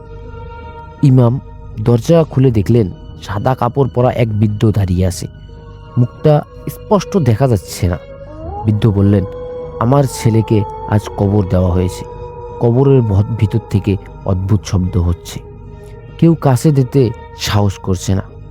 ইমাম কুরআন শরীফ হাতে নিয়ে বৃদ্ধের সঙ্গে হাঁটতে শুরু করলেন। কবরস্থানে পৌঁছে তিনি অবাক হয়ে গেলেন। যে কবরের কথা বলা হয়েছে তার চারপাশের মাটি যেন নিজে নিজেই কাঁপছে। এরপর ভিতর থেকে ভেসে এলো ভারী গলায় একটি শব্দ, আব্দুল্লাহ, তুমি তো চলে যাও, এখানে তোমার থাকা উচিত নয়।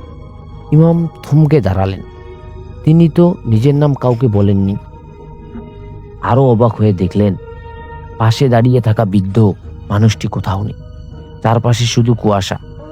তখনই তার কাঁধে কে যেন বরফ ঠান্ডা একটি হাত রাখলো। ইমাম আব্দুল্লাহ ধীরে ধীরে পিছনে ফিরিয়ে তাকালেন, কিন্তু সেখানে কেউ নেই। তবুও কাঁধে ঠান্ডা স্পর্শের অনুভূতি যেন রয়ে গেছে। তিনি সঙ্গে সঙ্গে আয়াতুল কুরসি ও কিছু কুরআনের আয়াত তিলাওয়াত করতে লাগলেন। চারপাশের অস্বাভাবিক নীরবতার মধ্যে তার কণ্ঠস্বর প্রতিধ্বনি নিতে লাগলো। হঠাৎ কবরের মাটি কাঁপা থেমে গেল। তিনি মনে করলেন সবকিছু হয়তো শেষ। ঠিক তখনই কবরস্থানের এক কোণে একটি ক্ষীণ আলো জ্বলে উঠল। আলোটি ধীরে ধীরে দূরে সরে যেতে লাগলো, যেন কেউ তাকে অনুসরণ করছে। ইমাম সতর্কভাবে এগিয়ে গেলেন। একটি পুরনো ভাঙ্গা কবরের সামনে পৌঁছে তিনি দেখলেন মাটির উপর একটি পুরনো তাসবিহ পড়ে আছে। তাসবিহটি হাতে তুলতেই তার কানে ফিসফিস শব্দ ভেসে এলো, সত্যটা মসজিদের নিচে লুকিয়ে আছে। কথাটি শেষ হতেই হঠাৎ চারদিক থেকে প্রচণ্ড বাতাস বইতে শুরু করলো। গাছের ডালপালা ভয়ঙ্করভাবে দুলতে লাগলো। দূরে মসজিদের মিনার থেকে আজানের মতো একটি আওয়াজ শোনা গেল। অথচ এখন তো আজানের সময় নয়। ইমাম দ্রুত মসজিদের দিকে ফিরে দৌড়াতে লাগলেন। মসজিদের দরজা খোলা, অথচ তিনি তো নিজেই তালা লাগিয়ে এসেছিলেন। ভিতরে ঢুকেই তিনি দেখলেন নামাজের কাতারে একজন সাদা পোশাক পরা মানুষ সিজদায় পড়ে আছে। তিনি ধীরে ধীরে কাছে গেলেন। লোকটা মাথা তুলতেই ইমামের বুক কেঁপে উঠল, কারণ লোকটার কোনো মুখ ছিল না, শুধু অন্ধকার। তখনই মসজিদের সব বাতি একসঙ্গে নিভে গেল। মসজিদের সব বাতি নিভে যাওয়ার সঙ্গে সঙ্গে চারদিকে নেমে এলো গাঢ় অন্ধকার। ইমাম আব্দুল্লাহ শান্ত থাকার চেষ্টা করলেন। তিনি কুরআনের আয়াত তিলাওয়াত করতে শুরু করলেন। কয়েক মুহূর্ত পর মসজিদের একটি ছোট বাতি আবারও জ্বলে উঠল। তিনি সামনে তাকিয়ে দেখলেন সেখানে মুখহীন মানুষটি ছিল, সেখানে এখন কেউ নেই। কিন্তু মেঝেতে কাদামাখা পায়ের ছাপ স্পষ্ট দেখা যাচ্ছে। সেই ছাপগুলো ধীরে ধীরে মসজিদের ভেতরে পুরনো একটি বন্ধ কক্ষের দিকে গেছে। গ্রামের মানুষ বলতো বহু বছর আগে সেই কক্ষটি বন্ধ করে দেওয়া হয়েছিল, কেউ আর সেখানে যেত না। ইমাম ধীরে ধীরে দরজার সামনে গিয়ে দাঁড়ালেন। দরজাটি বাহির থেকে ছিল তালাবদ্ধ, কিন্তু ভিতর থেকে যেন কারো হাঁটার শব্দ শোনা যাচ্ছে। তারপর 3বার ধীরে ধীরে দরজায় টোকা পড়ল। ইমামের কপালে ঘাম জমে গেল। তিনি সাহস করে তালা খুললেন। দরজা খুলতেই ভিতর থেকে ঠান্ডা বাতাস বেরিয়ে এলো। ঘরের ভিতরে ধুলো জমে আছে, ভাঙ্গা কাঠের তাক আর পুরনো কিছু ধর্মীয় বই পড়ে আছে। এক কোণে একটি কাঠের সিন্দুক, সিন্দুকটির ঢাকনা অল্প খোলা। ইমাম কাছে গিয়ে খুলতেই দেখলেন ভিতরে একটি পুরনো ডায়েরি। প্রথম পাতায় লেখা, যে এই ডায়েরি খুলবে সে আজ রাত শেষ হওয়ার আগেই সত্যের মুখোমুখি হবে, কিন্তু যা দেখবে তা কাউকে বিশ্বাস করাতে পারবে না। ইমামের কাপা হাতে পরের পৃষ্ঠা খুলতেই বাইরে থেকে ভেসে এলো একটি বিকট চিৎকার। তিনি দৌড়ে বাইরে বেরিয়ে দেখলেন কবরস্থানের মাঝখানে ঠিক সেই সাদা পোশাকের অব দাঁড়িয়ে আছে। এবার সে ধীরে ধীরে হাত তুলে ইমামকে নিজের দিকে ডাকছে। ইমাম আব্দুল্লাহ কিছুক্ষণ স্থির হয়ে দাঁড়িয়ে রইলেন। দূরে কবরস্থানের মাঝখানে দাঁড়িয়ে থাকা সাদা অবয়টি একটুও নড়ছে না, শুধু হাত তুলে ইশারা করছে। তিনি মনে মনে দোয়া পড়তে পড়তে ধীরে ধীরে সামনে এগোলেন। যতই কাছে যাচ্ছেন ততই চারপাশের বাতাস ভারী হয়ে উঠছে। হঠাৎ গ্রামের সব কুকুর একসঙ্গে চিৎকার করে উঠল। তারপর আবার চারদিকে নেমে এলো অস্বাভাবিক নীরবতা। অবয়টির কাছাকাছি পৌঁছাতেই সেটি ধীরে ধীরে কুয়াশার মধ্যে মিলিয়ে গেল, কিন্তু সেখানে সেটি দাঁড়িয়েই ছিল। সেখানে একটি নতুন কবর দেখা গেল। ইমাম বিস্মিত হলেন। সন্ধ্যাবেলায় তিনি তো এই কবরটি দেখেননি। কবরের মাথার কাঠের ফলকে কোনো নাম নেই, শুধু লেখা আজ রাতের শেষ অতিথি। হঠাৎ কবরের পাশেই মাটি থেকে একটি পুরনো কাপড় মোড়ানো ছোট প্যাকেট বেরিয়ে এলো। ইমাম সেটি খুলে দেখলেন ভিতরে একটি মরিচা ধরা চাবি এবং একটি কাগজ। কাগজে কাপা হাতে লেখা, মসজিদের মিনারের নিচে যা লুকিয়ে আছে সূর্য ওঠার আগে তা খুঁজে না পেলে অন্ধকার ফিরে আসবে। ঠিক তখন ওই মসজিদের মিনার থেকে একটি বিকট শব্দ ভেসে এলো। ইমাম দ্রুত মসজিদের দিকে দৌড় দিলেন। মিনারের নিচে পৌঁছে তিনি দেখলেন মেঝের একটি ইট সামান্য উঁচু হয়ে আছে। চাবিটি সেখানে লাগাতেই ইটটি সরে গেল। নিচে একটি সরু সিঁড়ি। সিঁড়িটি নেমে গেছে গভীর অন্ধকারের দিকে। নিচ থেকে ভেসে আসছে ভারী নিঃশ্বাসের শব্দ। ইমাম একটি লণ্ঠন জ্বালিয়ে ধীরে ধীরে সিঁড়ি বেয়ে নিচে নামতে শুরু করলেন। হঠাৎ লণ্ঠনের আলোয় তিনি দেখলেন সিঁড়ির একবারে শেষ ধাপে কেউ একজন বসে আছে। সে ধীরে ধীরে মাথা ঘুরিয়ে ইমামের দিকেই তাকালো, আর তার চোখ দুটো অস্বাভাবিক উজ্জ্বল হয়ে জ্বলে উঠছিল। অন্ধকার সিঁড়ির শেষ ধাপে বসে থাকা ছায়ামূর্তিটি ধীরে ধীরে উঠে দাঁড়ালো। লণ্ঠনের আলো কাঁপছিল। আলো স্থির হতেই ইমাম আব্দুল্লাহ বুঝতে পারলেন সামনে দাঁড়িয়ে থাকা মানুষটি একজন অত্যন্ত বৃদ্ধ। তার মুখে লম্বা সাদা দাড়ি, পরনে বহু বছরের পুরনো পোশাক। বৃদ্ধ শান্ত কণ্ঠে বললেন, ভয় পেও না, আমি বহু বছর আগে এই মসজিদের ইমাম ছিলাম। ইমাম বললেন, আপনি এখানে কিভাবে? বৃদ্ধ দীর্ঘশ্বাস ফেলে বললেন, অনেক বছর আগে এই গ্রামের মানুষ এক রহস্যময় ঘটনার সাক্ষী হয়েছিল। সেই ঘটনার সত্য কেউ জানতে পারেনি। আজ সেই অসমাপ্ত রহস্যের শেষ রাত। ঠিক তখনই ভূগর্ভস্থর ঘরের দেয়াল কেঁপে উঠল। দূর থেকে যেন ভারী পায়ের শব্দ ভেসে আসছে। শব্দ যত কাছে আসছিল, লন্ডনের আলো তত ছোট হয়ে যাচ্ছিল। বৃদ্ধ ইমাম ফিসফিস করে বললেন, পেছনে তাকাবে না, যেই ডাকুক কোনো উত্তর দেবে না। কিন্তু ঠিক সেই মুহূর্তে আব্দুল্লাহ নিজের মায়ের কণ্ঠ শুনতে পেলেন, বাবা আমাকে বাঁচাও। তিনি অবাক হয়ে পিছনেই তাকাতে যাচ্ছিলেন, কিন্তু বৃদ্ধ তার হাত শক্ত করে ধরে বললেন, এটা তোমার মায়ের কণ্ঠ নয়, হঠাৎ পুরো সুড়ঙ্গ কেঁপে উঠল। সামনের অন্ধকার থেকে দুটি লালচে জলজলে চোখ দেখা গেল। তারপর ধীরে ধীরে বিশাল এক কালো ছায়া এগিয়ে আসতে লাগলো। তার উচ্চতা প্রায় দরজার সমান, আর প্রতিটি পদক্ষেপে মাটিও কাঁপছিল। ইমাম আব্দুল্লাহ সাহস নিয়ে সামনে দাঁড়ালেন, কিন্তু ঠিক তখনই লণ্ঠনটি নেমে গেল। চারদিকে শুধু অন্ধকার, আর সেই অন্ধকারের ভিতর থেকে একটি ভারী কণ্ঠ ভেসে এলো, তুমি অনেক দূরে চলে এসেছো ইমাম, এবার সত্য জানার মূল্য দিতে হবে। অন্ধকারে চারপাশে যেন জমে গেল। ভারী কণ্ঠের কথা শেষ হতেই কয়েক সেকেন্ডের মধ্যে সবকিছু নিস্তব্ধ হয়ে যায়। ইমাম আব্দুল্লাহ নিজেকে স্থির রাখলেন। তিনি ভয় না পেয়ে কুরআনের আয়াত তেলাওয়াত করতে লাগলেন। কিছুক্ষণ পর সুড়ঙ্গের ভিতরে ঠান্ডা বাতাস ধীরে ধীরে কমতে শুরু করল। লন্ডনটি আবার ক্ষীণ আলোয় জ্বলে উঠল। সেখানে বিশাল কালো ছায়াটি দাঁড়িয়েছিল। সেখানে এখন শুধু খালি পাথরের মেঝে। বৃদ্ধ ইমাম শান্ত কণ্ঠে বললেন, পরীক্ষা শেষ হয়েছে। অনেক সময় মানুষের ভয়ই সবচেয়ে বড় অন্ধকার হয়ে দাঁড়ায়। এরপর তিনি আব্দুল্লাহকে একটি পুরনো কক্ষের দিকে নিয়ে গেলেন। সেখানে বহু বছরের পুরনো কুরআন শরীফ, কিছু ধর্মীয় বই, মসজিদের ইতিহাস লেখা একটি দলিল সংরক্ষিত ছিল। গ্রামের মানুষ বহু বছর আগে নানা গুজব ও ভয়ের কারণে এই জায়গাটিকে রহস্যময় বলে বিশ্বাস করতে শুরু করেছিল। ঠিক তখনই ফজরের আজান ভেসে এলো। আব্দুল্লাহ উপরে উঠেই দেখলেন পূর্ব আকাশে সূর্যের আলো ফুটতে শুরু করেছে। কবরস্থানটি এখন আগের মতোই শান্ত, রাতের সেই অদ্ভুত কুয়াশাও নেই।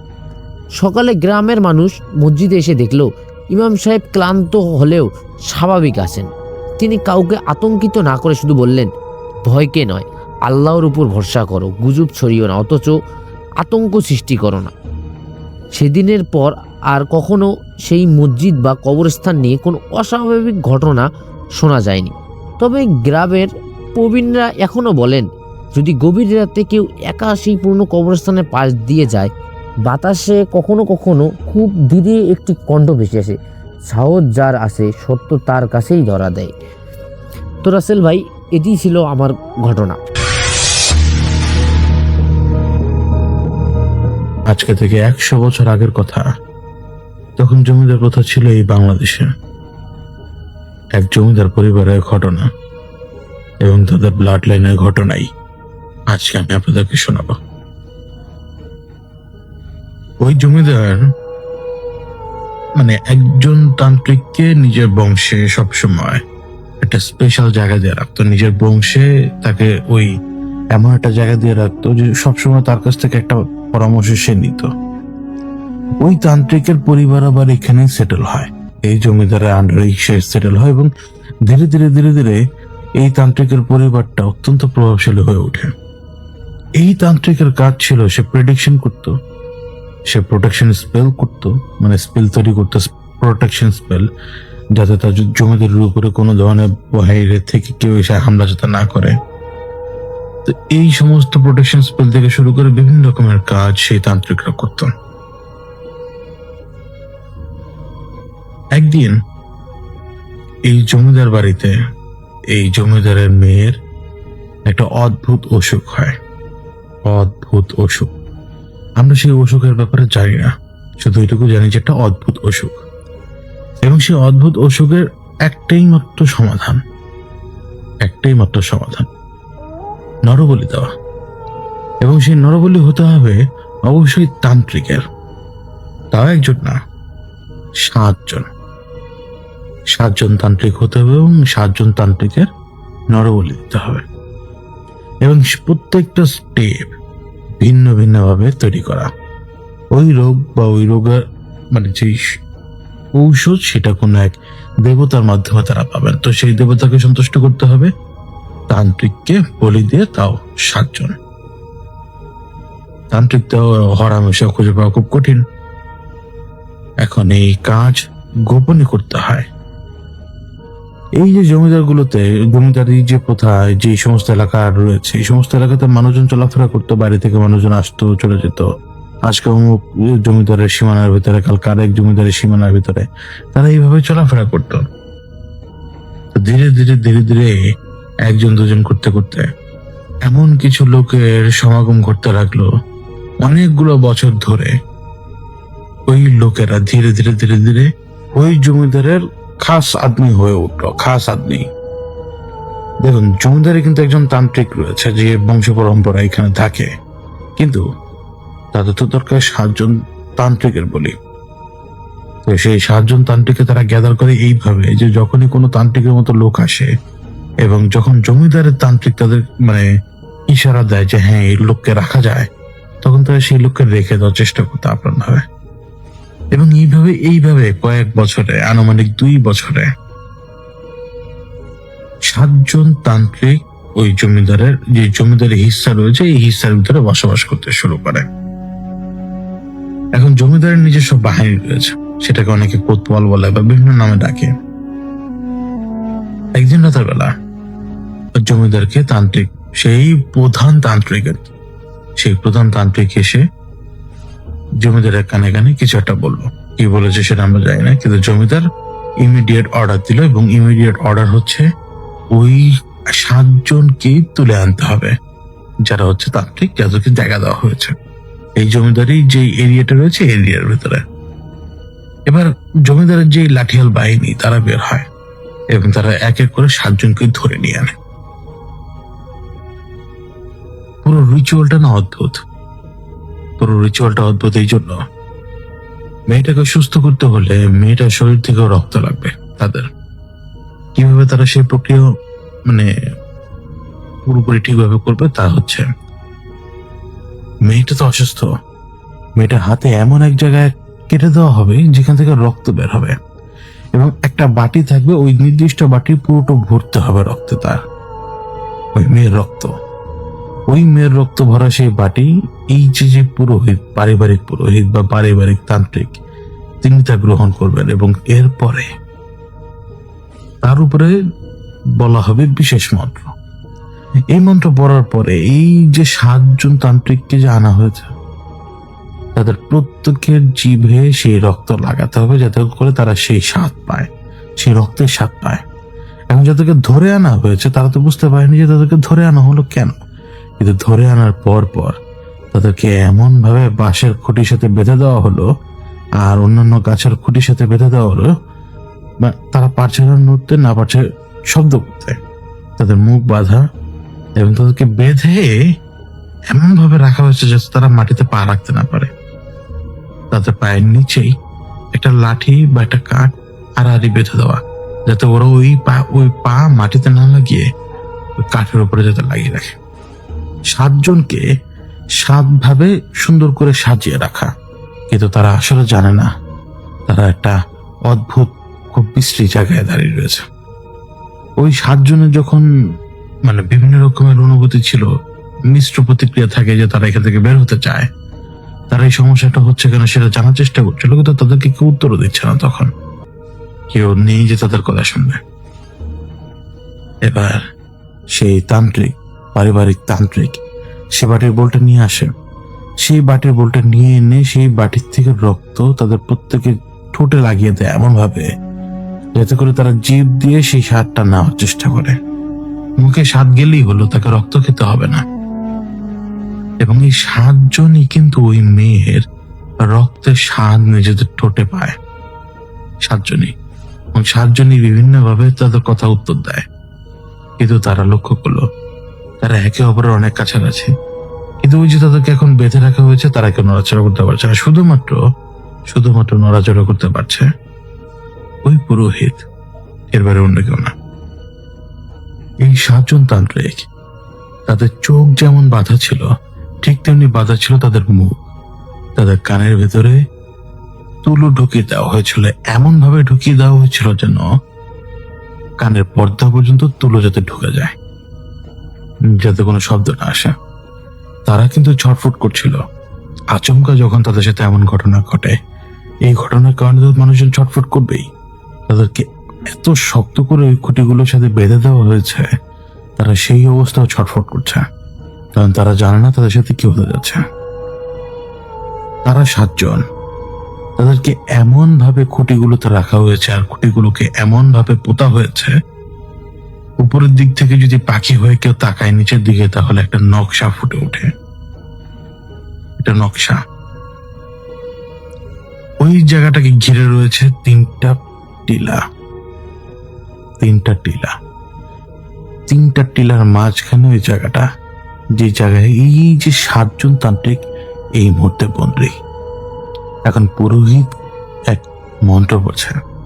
সম্ভবত একজন তান্ত্রিক সেটা বুঝতে পেরেছিল যে সে কোন মন্ত্র পড়ছে। এখন অন্যান্য তান্ত্রিকরা মৃত্যু ভয়ে তাদের নিজেদের জ্ঞান ভুলে গেল, কিন্তু সেই তান্ত্রিক তা ভুলেনি। তার মুখ বাঁধা, চোখ বাঁধা, কান বন্ধ, কিন্তু সে তারপরও কোনো না কোনো ভাবে ওই মন্ত্রের কয়েকটা শব্দ সে বুঝতে পেরেছিল, যার কারণে সে তার দিক থেকে বিপরীত ক্রিয়ার মন্ত্র পড়তে শুরু করে।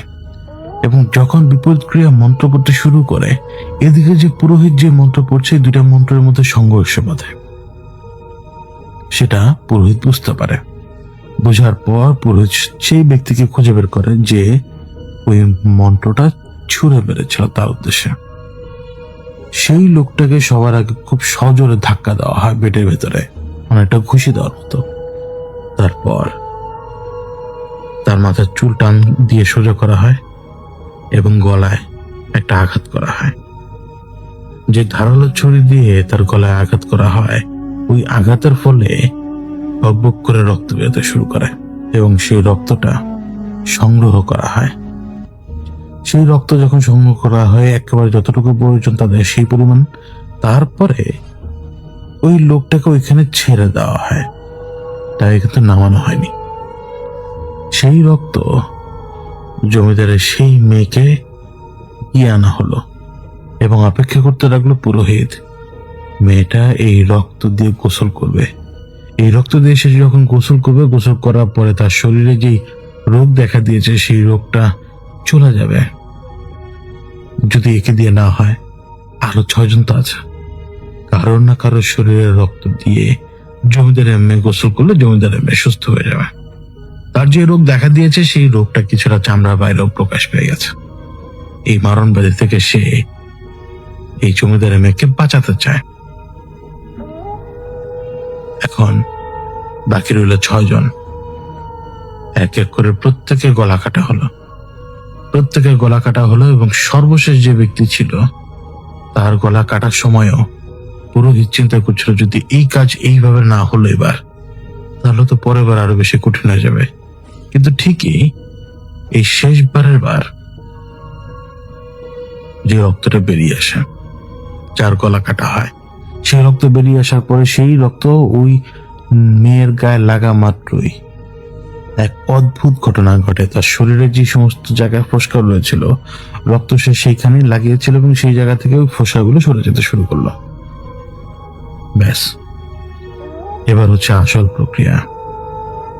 জমিদারের পুরোহিত এগিয়ে যায় প্রথম সেই ব্যক্তির সামনে। তারা কিন্তু সকলেই মৃত। জমিদারের পুরোহিত তখন ওই ব্যক্তির মুখের ভেতর থেকে কাপড় বের করে আনে, কিন্তু সবার আগে তার মুখে কাপড়ের যে গিট দেওয়া ছিল সেই গিটটা সে খোলে। এই কাজ করার সময় সে মন্ত্র পড়ছিল। যখন ওই কাপড়টা মুখ থেকে বের করে নিয়ে আনে, গলা তো কাটা, এই কাটা গলার কারণে যখন ভেতরে চাপ তৈরি হয়েছিল, ওই কাপড় বেরিয়ে আসার সময় এক গাদা রক্ত বেরিয়ে এলো। কেন জানি মনে হলো যে লাস্টে একটু দম ছাড়লো, নেয়নি, ছাড়লো।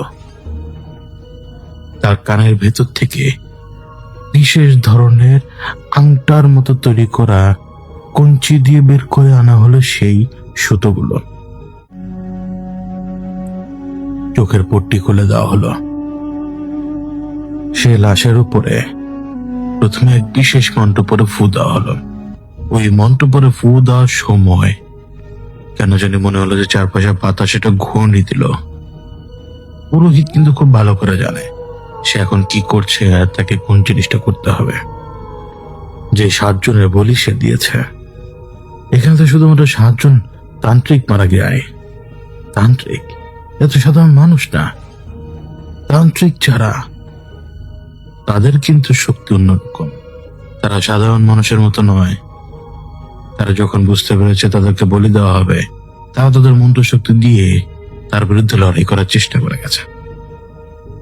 এখন তাদের আত্মাও সেই চেষ্টা করবে, এটা কিন্তু পুরোহিত জানে। এখন যখন যেই ব্যক্তির মুখের ভেতর থেকে কাপড় বের করে আনা হয়েছে, চোখের পাট্টি খুলে দেওয়া হয়েছে, কানের ভেতর থেকে ওই তুলা বের করে আনা হয়েছে, প্রথমে তার কপালে একটা আড়াআড়ি টান দেওয়া হলো বিশেষ ধরনের রং দিয়ে। লোকটা কিন্তু বুকের দিকে থুতনি লাগিয়ে বসে মানে ঝুলে আছে, তারা কিন্তু খুঁটিতে বাঁধা। যখন তার কপালে একটা দাগ দেওয়া হলো হাত দিয়ে দাগ দেওয়ার পরে একটা ফু দেওয়া হলো। ফু দেওয়ার পরে আস্তে করে পুরোহিত তার কানে জিজ্ঞেস করলো, এবার কি আমার কথা তুমি শুনতে পাও? ওই লাশ তো দিল, হ্যাঁ। এতক্ষণ তোমার কানের ভেতরে তুলো ছিল বিধায় তুমি পুরো ধরনের কোনো শব্দ শুনতে পাওনি, কিন্তু এখন তুমি শব্দ শুনতে পাবে। তোমার মুখ আটকানো ছিল বিধায় তুমি কথা বলতে পারোনি, কিন্তু এখন কথা বলতে পারবে। চোখ বাঁধা ছিল বিধায় তুমি দেখতে পাওনি, কিন্তু এখন দেখতে পাবে। দেখতে পাও? উত্তর দিলে হ্যাঁ। তখনই সপ্তম ব্যক্তির কাছ থেকে পুরোহিত যায় ষষ্ঠতম ব্যক্তির কাছে, এবং ষষ্ঠতম ব্যক্তির আগে চোখের পট্টি খুলে দেয়। চোখের পট্টি খুলে দিয়ে তার উপরে সে মন্ত্র পরে সে ফু দেয়। ফু দেওয়ার পরে সে একইভাবে সে হাত দিয়ে টান দেয়। টান দিয়ে এবার সে জিজ্ঞেস করলো, কিছু দেখতে পাও? এখন তার মুখের ভেতরে কিন্তু কাপড় ঢোকানো। তার মুখের ভেতরে যেমন কাপড় ঢোকানো, ঠিক তেমনি তার কানের ভিতরে তো তুলো ঢুকানো, একেবারে ঠেলে কানে পর্দা পর্যন্ত গুজে দেওয়া হয়েছে। তা তো শোনার কথা না, কিন্তু উত্তর এলো। সে দেখে। কিভাবে উত্তর দিল? চোখের পলক। চোখ খুললো, আর চোখ দিয়ে তাকানোর পরে চোখ দিয়ে যদি আমরা ইশারা দিই যে হ্যাঁ, ঠিক ওই রকম ইশারা দিল সে। এইবার গেল পঞ্চম ব্যক্তির কাছে। ওই পঞ্চম ব্যক্তির কানের ভেতর থেকে তুলো বের করে আনলো, তার উপরে মন্ত্র পরে ফু দিল। ফু দেওয়ার পরে তাকে ওই একই প্রশ্ন করলো, কিন্তু ভিন্ন ভাবে। এইভাবে সবার কাছ থেকে শেষ করে একেবারে আখেরি ব্যক্তির কাছে এসে এই মুহূর্তে পুরোহিত পৌঁছালো। ওদিকে পুরোহিতের পেছনে পুরোহিত যখন প্রথম ব্যক্তি থেকে শুরু করেছে, দ্বিতীয় ব্যক্তি পর্যন্ত সে যখন গিয়েছে, তখন আবার প্রথম ব্যক্তির কাছে পুরোহিতের 3 জন শিষ্য যায়। সেই ব্যক্তি যে ওই ব্যক্তি প্রথমে পুরোহিতের মানে পুরোহিত যে মৃত ব্যক্তির সাথে প্রথমে কথা বললো, তার শরীরে ওই 3 জন ব্যক্তি মানে পুরোহিতের চেলা এক ধরনের নকশা এঁকে দিল হাতের আঙ্গুল দিয়ে। এইভাবে পুরোহিত যত সামনের দিকে এগিয়েছে, ওরা তত পুরোহিতের পিছনে পিছনে আস্তে আস্তে এগিয়ে আসছে। এবার পুরোহিত সর্বশেষ ব্যক্তির সামনে, যে ব্যক্তি রেজিস্ট করেছিল, যে ব্যক্তি ঠেকানোর চেষ্টা করেছিল বলিকে, এবং ওই বাধাটা কিন্তু পুরোহিত টের পেয়েছিল। এবার কিছু বলার আগেই পুরোহিত বুঝতে পারলো সে তার দিকে তাকিয়ে আছে, তার চোখ বাঁধা থাকা সত্ত্বেও। সেই ব্যক্তির চোখ বাঁধা থাকা সত্ত্বেও পুরোহিত বুঝতে পারে যে তার দিকে তাকিয়ে রয়েছে। যখন এটা খুলে ফেললো, তার চোখ, প্রত্যেকটা চোখ যদি পরীক্ষা করা হয় পেছনে 6 জনের, তাদের সকলের চোখ একদম স্বাভাবিক, সাদা এবং কালো মনির। কিন্তু এই যে সর্বশেষ তান্ত্রিক যে ছিল, তার চোখ কুটকুটে লাল, কুটকুটে সাদা না, ভয়ঙ্কর কালো, না লাল না সাদা, ভয়ঙ্কর কালো। এবং সেই কালোর কোনো ব্যাখ্যা নেই। পুরোহিতের কলেজেটার ভিতরে না ধরাস ধরাস করে বাড়ি মারতে শুরু করে। একটা না একটা ভুল তার অবশ্যই হয়েছে। এবার পুরোহিত টের পেল, এমনকি সেই লোকগুলো যারা পুরোহিতের পিছনে কাজ করছিল, যে 3 জন পুরোহিতের চালা, তারা পর্যন্ত টের পেল কিছু একটা ঠিক হচ্ছে না। মন্ত্র শক্তি দিয়ে যে আশপাশ পেতে রাখা হয়েছে, সেই মন্ত্র শক্তি হয় নিঃশেষিত হচ্ছে, নয়তো কেউ এই মন্ত্র শক্তিটাকে ধ্বংস করে দিবে কিছু সময়ের ভেতরেই। অর্থাৎ বাইরে থেকে কেউ হয়তো আগমন হয়েছে। পুরোহিত তখন সাথে সাথে অর্ডার দিল তাদেরকে কি করতে হবে। সর্বপ্রথম তাদের গায়ে আগুন ধরিয়ে দেওয়া হলো, তাদের উপরে ছিটানো হয় ঘি। ঘি দিয়ে তাদের উপরে আগে আগুন ধরানো হয়। আগুন ধরিয়ে দেওয়ার সময় এক এক করে সবগুলো লাশ চিৎকার করতে শুরু করে, এবং এই সবগুলো লাশ, অর্থাৎ সেই যে সপ্তম ব্যক্তি তিনি বাদে বাকি 6 জনই চিৎকার করে ভয়ঙ্কর ভাবে অভিশাপ দিতে শুরু করে পুরোহিতকে। ভয়ঙ্কর ভাবে সে অভিশাপ দিতে শুরু করে। কিন্তু যখন আগুন লাগিয়ে দেওয়া হয়, এই আগুনের ভেতরে তারা নড়াচড়া করার চেষ্টা করছিল না, বরং তারা চাইছিল যে তাদের জ্বালা যন্ত্রণা শেষ হোক। কিন্তু এটা এখানেই না, ওদেরকে ওইখানে আটকাতে হলে ওদের দুঃখ কষ্ট বেদনা সহ, ওদের চেতনা সহ ওদেরকে ওইখানে আটকাতে হবে, নইলে জমিদারের বংশ কোথাও রক্ষা পাবে না। কারণ তারা একদিন না একদিন মুক্ত যদি হয়ে যায় তাহলে বড় বিপদ। আর এখনই যদি মুক্ত হয়ে যায় তাহলে তো কেউ সামলাতে পারবে না। যদি আজ থেকে 50 বছর পরে যদি কিছু হয়, তখন হয়তো দেখা যেতে পারে এই মুহূর্তে যাতে কোনো ঘটনা না ঘটে। এখন সেই একজন বাদে বাকি 6 জনই অদ্ভুত ভাবে চিৎকার করছে, অদ্ভুত ভাবে বিভিন্ন রকমের মন্ত্র করছে। আগুন জ্বলছে না, ঘি ধরানো আগুন। এই আগুনের উপরে চারপাশ থেকে এবার বিভিন্ন কর্মীরা মিলে মাটি ফেলতে শুরু করলো, এবং দেখতে দেখতে কয়েক মিনিটের ভিতরে অর্ধেক মাটি ভরে গেল। এই যে 7 জনকে যাদের লাশে প্রথমে আগুন ধরানো হয়, তারপরে তাদের লাশ মাটি চাপা দেওয়া হচ্ছে, তার 3টা টিলার মধ্যবর্তী স্থানে সংগঠিত হচ্ছে। 3টা টিলা, পাহাড়ের টিলা আমরা দেখি না, ওইরকম পাহাড়ের টিলা, 3টা টিলার মধ্যবর্তী স্থানে এই ঘটনাটা হলো। তাদেরকে সবাইকে মাটি চাপা দেওয়া হলো, এবং সবাইকে মাটি চাপা দেওয়ার পরে ওই বিশেষ পানি, বিশেষ কর্মযোগ্য সমস্ত কিছু সাধন করলো সেই পুরোহিত। পুরোহিত খুব ভালো করে জানতো যে সে একটা কাজ করতে যেয়ে সে কত বড় ভুল করেছে। কিন্তু তারপরও মানুষজন সবসময় চায় শক্তি ধৈর্যে, ক্ষমতা ধৈর্যে তার খুব কাছাকাছি থাকার, তার কোনো না কোনো কারণ ছাড়াই তার সেবা যত্ন করার, যাতে তার সুনজরে থাকে। সে তান্ত্রিকও সেই জমিদারের সুনজরে থাকতে চেয়েছিল, কিন্তু সে জানে না কত বড় বিপদের শুরু হতে পারে যে কোনো সময়। জমিদারকে সে যখন প্রথমবার এই প্রস্তাব দিয়েছিল, যখন জমিদারের মেয়ের অবস্থা খারাপ, তখন জমিদার কিন্তু না করে দিয়েছিল। কিন্তু মেয়ের অবস্থা যত বেশি খারাপ হতে শুরু করেছে, কোনো বাবার পক্ষে সেটা সহ্য করা সম্ভব না। পুরোহিতকে তখন তিনি ডেকে পাঠিয়েছিলেন, জিজ্ঞেস করেছিলেন যে এটা কি সমাধান হতে পারে পুরোহিতজি।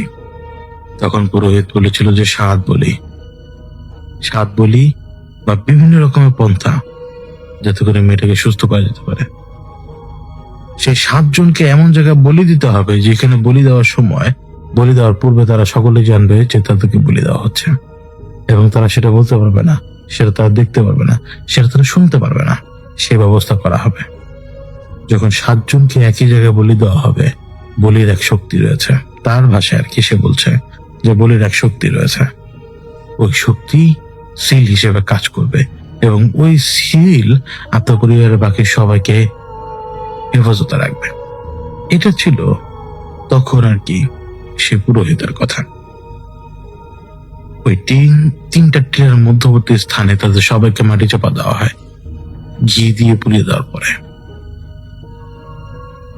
পুরোহিত কিন্তু একটা ব্যাপার জানতো যে তাকে খোঁজা হবে, এবং তাকে ধরে মেরে পর্যন্ত ফেলা হবে। এটা সে জানতো, এটা সে বুঝতো, কিন্তু তারপরও সে কোনো প্রোটেকশনের ভিতরে থাকার চিন্তা ভাবনা করেনি। কারণ হচ্ছে তার জীবন, তার এই মুহূর্তে কেবলমাত্র ওই তার পেছনের লোক যারা রয়েছে তাদের সেফটির ব্যাপারে চিন্তা করে, নিজের সেফটির ব্যাপারে সে চিন্তা করে না। কিন্তু একটা ব্যাপার কি, যখন 7 জন মানুষ তারা ঝুলে থাকবে একটা কাঠামোতে, এবং তাদেরকে সেখানে হত্যা করা হবে। তারা হত্যা করার সময় তারা একে অপরের কষ্ট শুনতে পায় না, একে অপরের কষ্ট দেখতে পায় না, একে অপরের কষ্টের ব্যাপারে কোনো কথা বলতেও পারছে না। এইখানে একটা অদ্ভুত ঘটনা ঘটে। দুনিয়ার বুকে যখন এমন কোনো ঘটনা ঘটে, তখন সেইখানে এক ক্রিয়ার তৈরি হয়, এমন এক এনার্জি, যে এনার্জি বংশের পর বংশ সামনে যতটুকু পর্যন্ত এগিয়ে যাবে এই ডিএনএ, ততটুকু পর্যন্ত এই ডিএনএ কে প্রভাবিত করতে পারে, তাদের জীবনে হানা দিতে পারে, তাদের জীবনে সুখ কেড়ে নিতে পারে, তাদের উপরে দুঃখের ছায়া নামিয়ে দিতে পারে। সবকিছুর ব্যাখ্যা আসলে খুঁজে পাওয়া খুব কঠিন যখন এমন কোনো ঘটনা বংশের শুরুতে বা বংশের গোড়ায় ঘটে। এমন কোনো নির্মমতা যেখানে একটা নারীকে সুস্থ করার জন্য, তার উপরে কি হয়েছে সেই ব্যাপারে কোনো রকম ধারণা না রাখা সত্ত্বেও, তাকে সুস্থ করার জন্য যখন 7 জন, তাও বিশেষভাবে প্রশিক্ষিত ব্যক্তি, যারা 7 জন আলাদা আলাদা তান্ত্রিক, তাদেরকে বলি দিয়ে তাদের রক্ত যখন ব্যবহার করা হবে, তার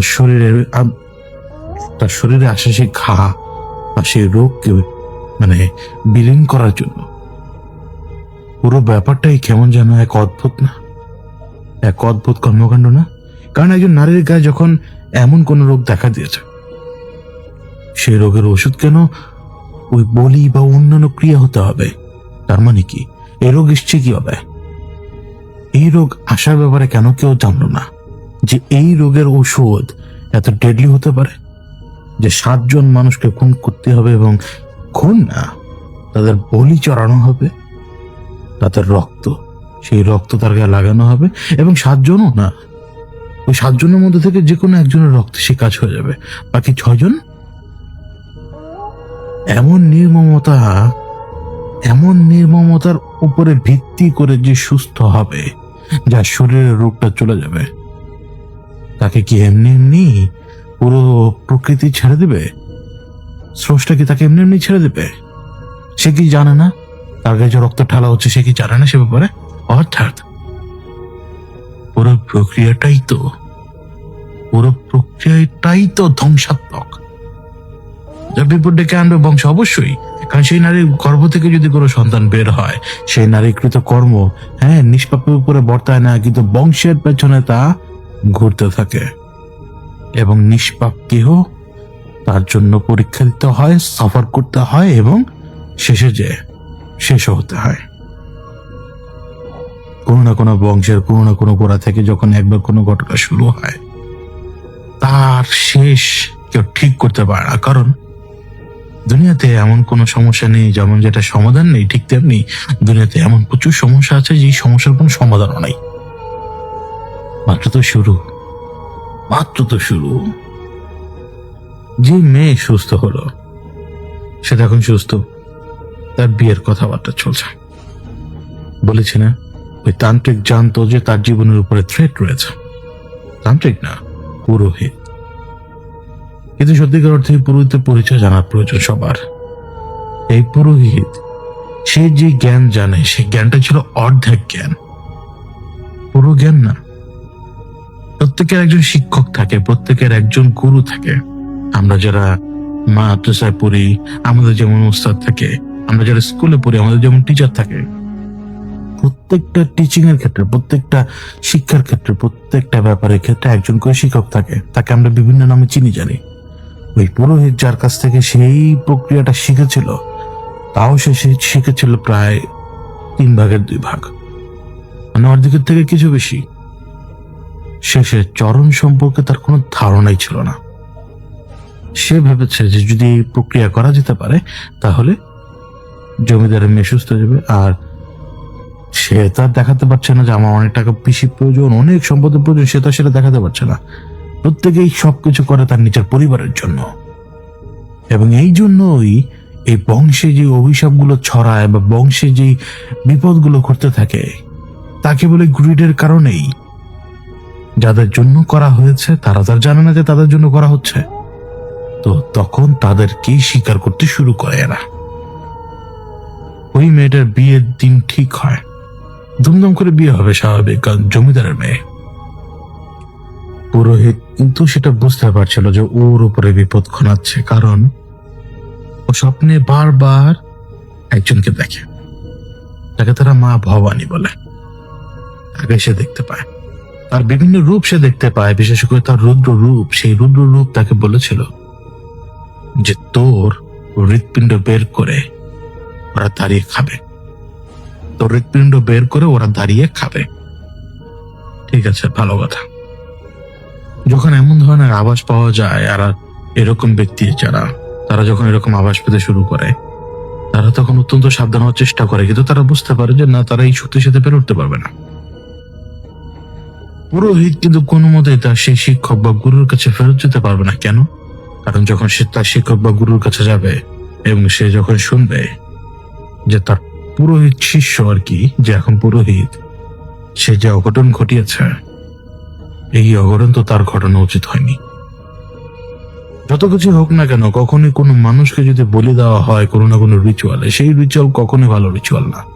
তাকে শেখানো হয়েছিল এই জন্য যে এই রিচুয়াল গুলো যারা করে, এই শেখানো হলে হয় কি যে এই রিচুয়াল গুলো করতে দেখলে ওই আলামত দেখে সে বুঝতে পারবে যে এখানে এই রিচুয়াল গুলো হচ্ছে।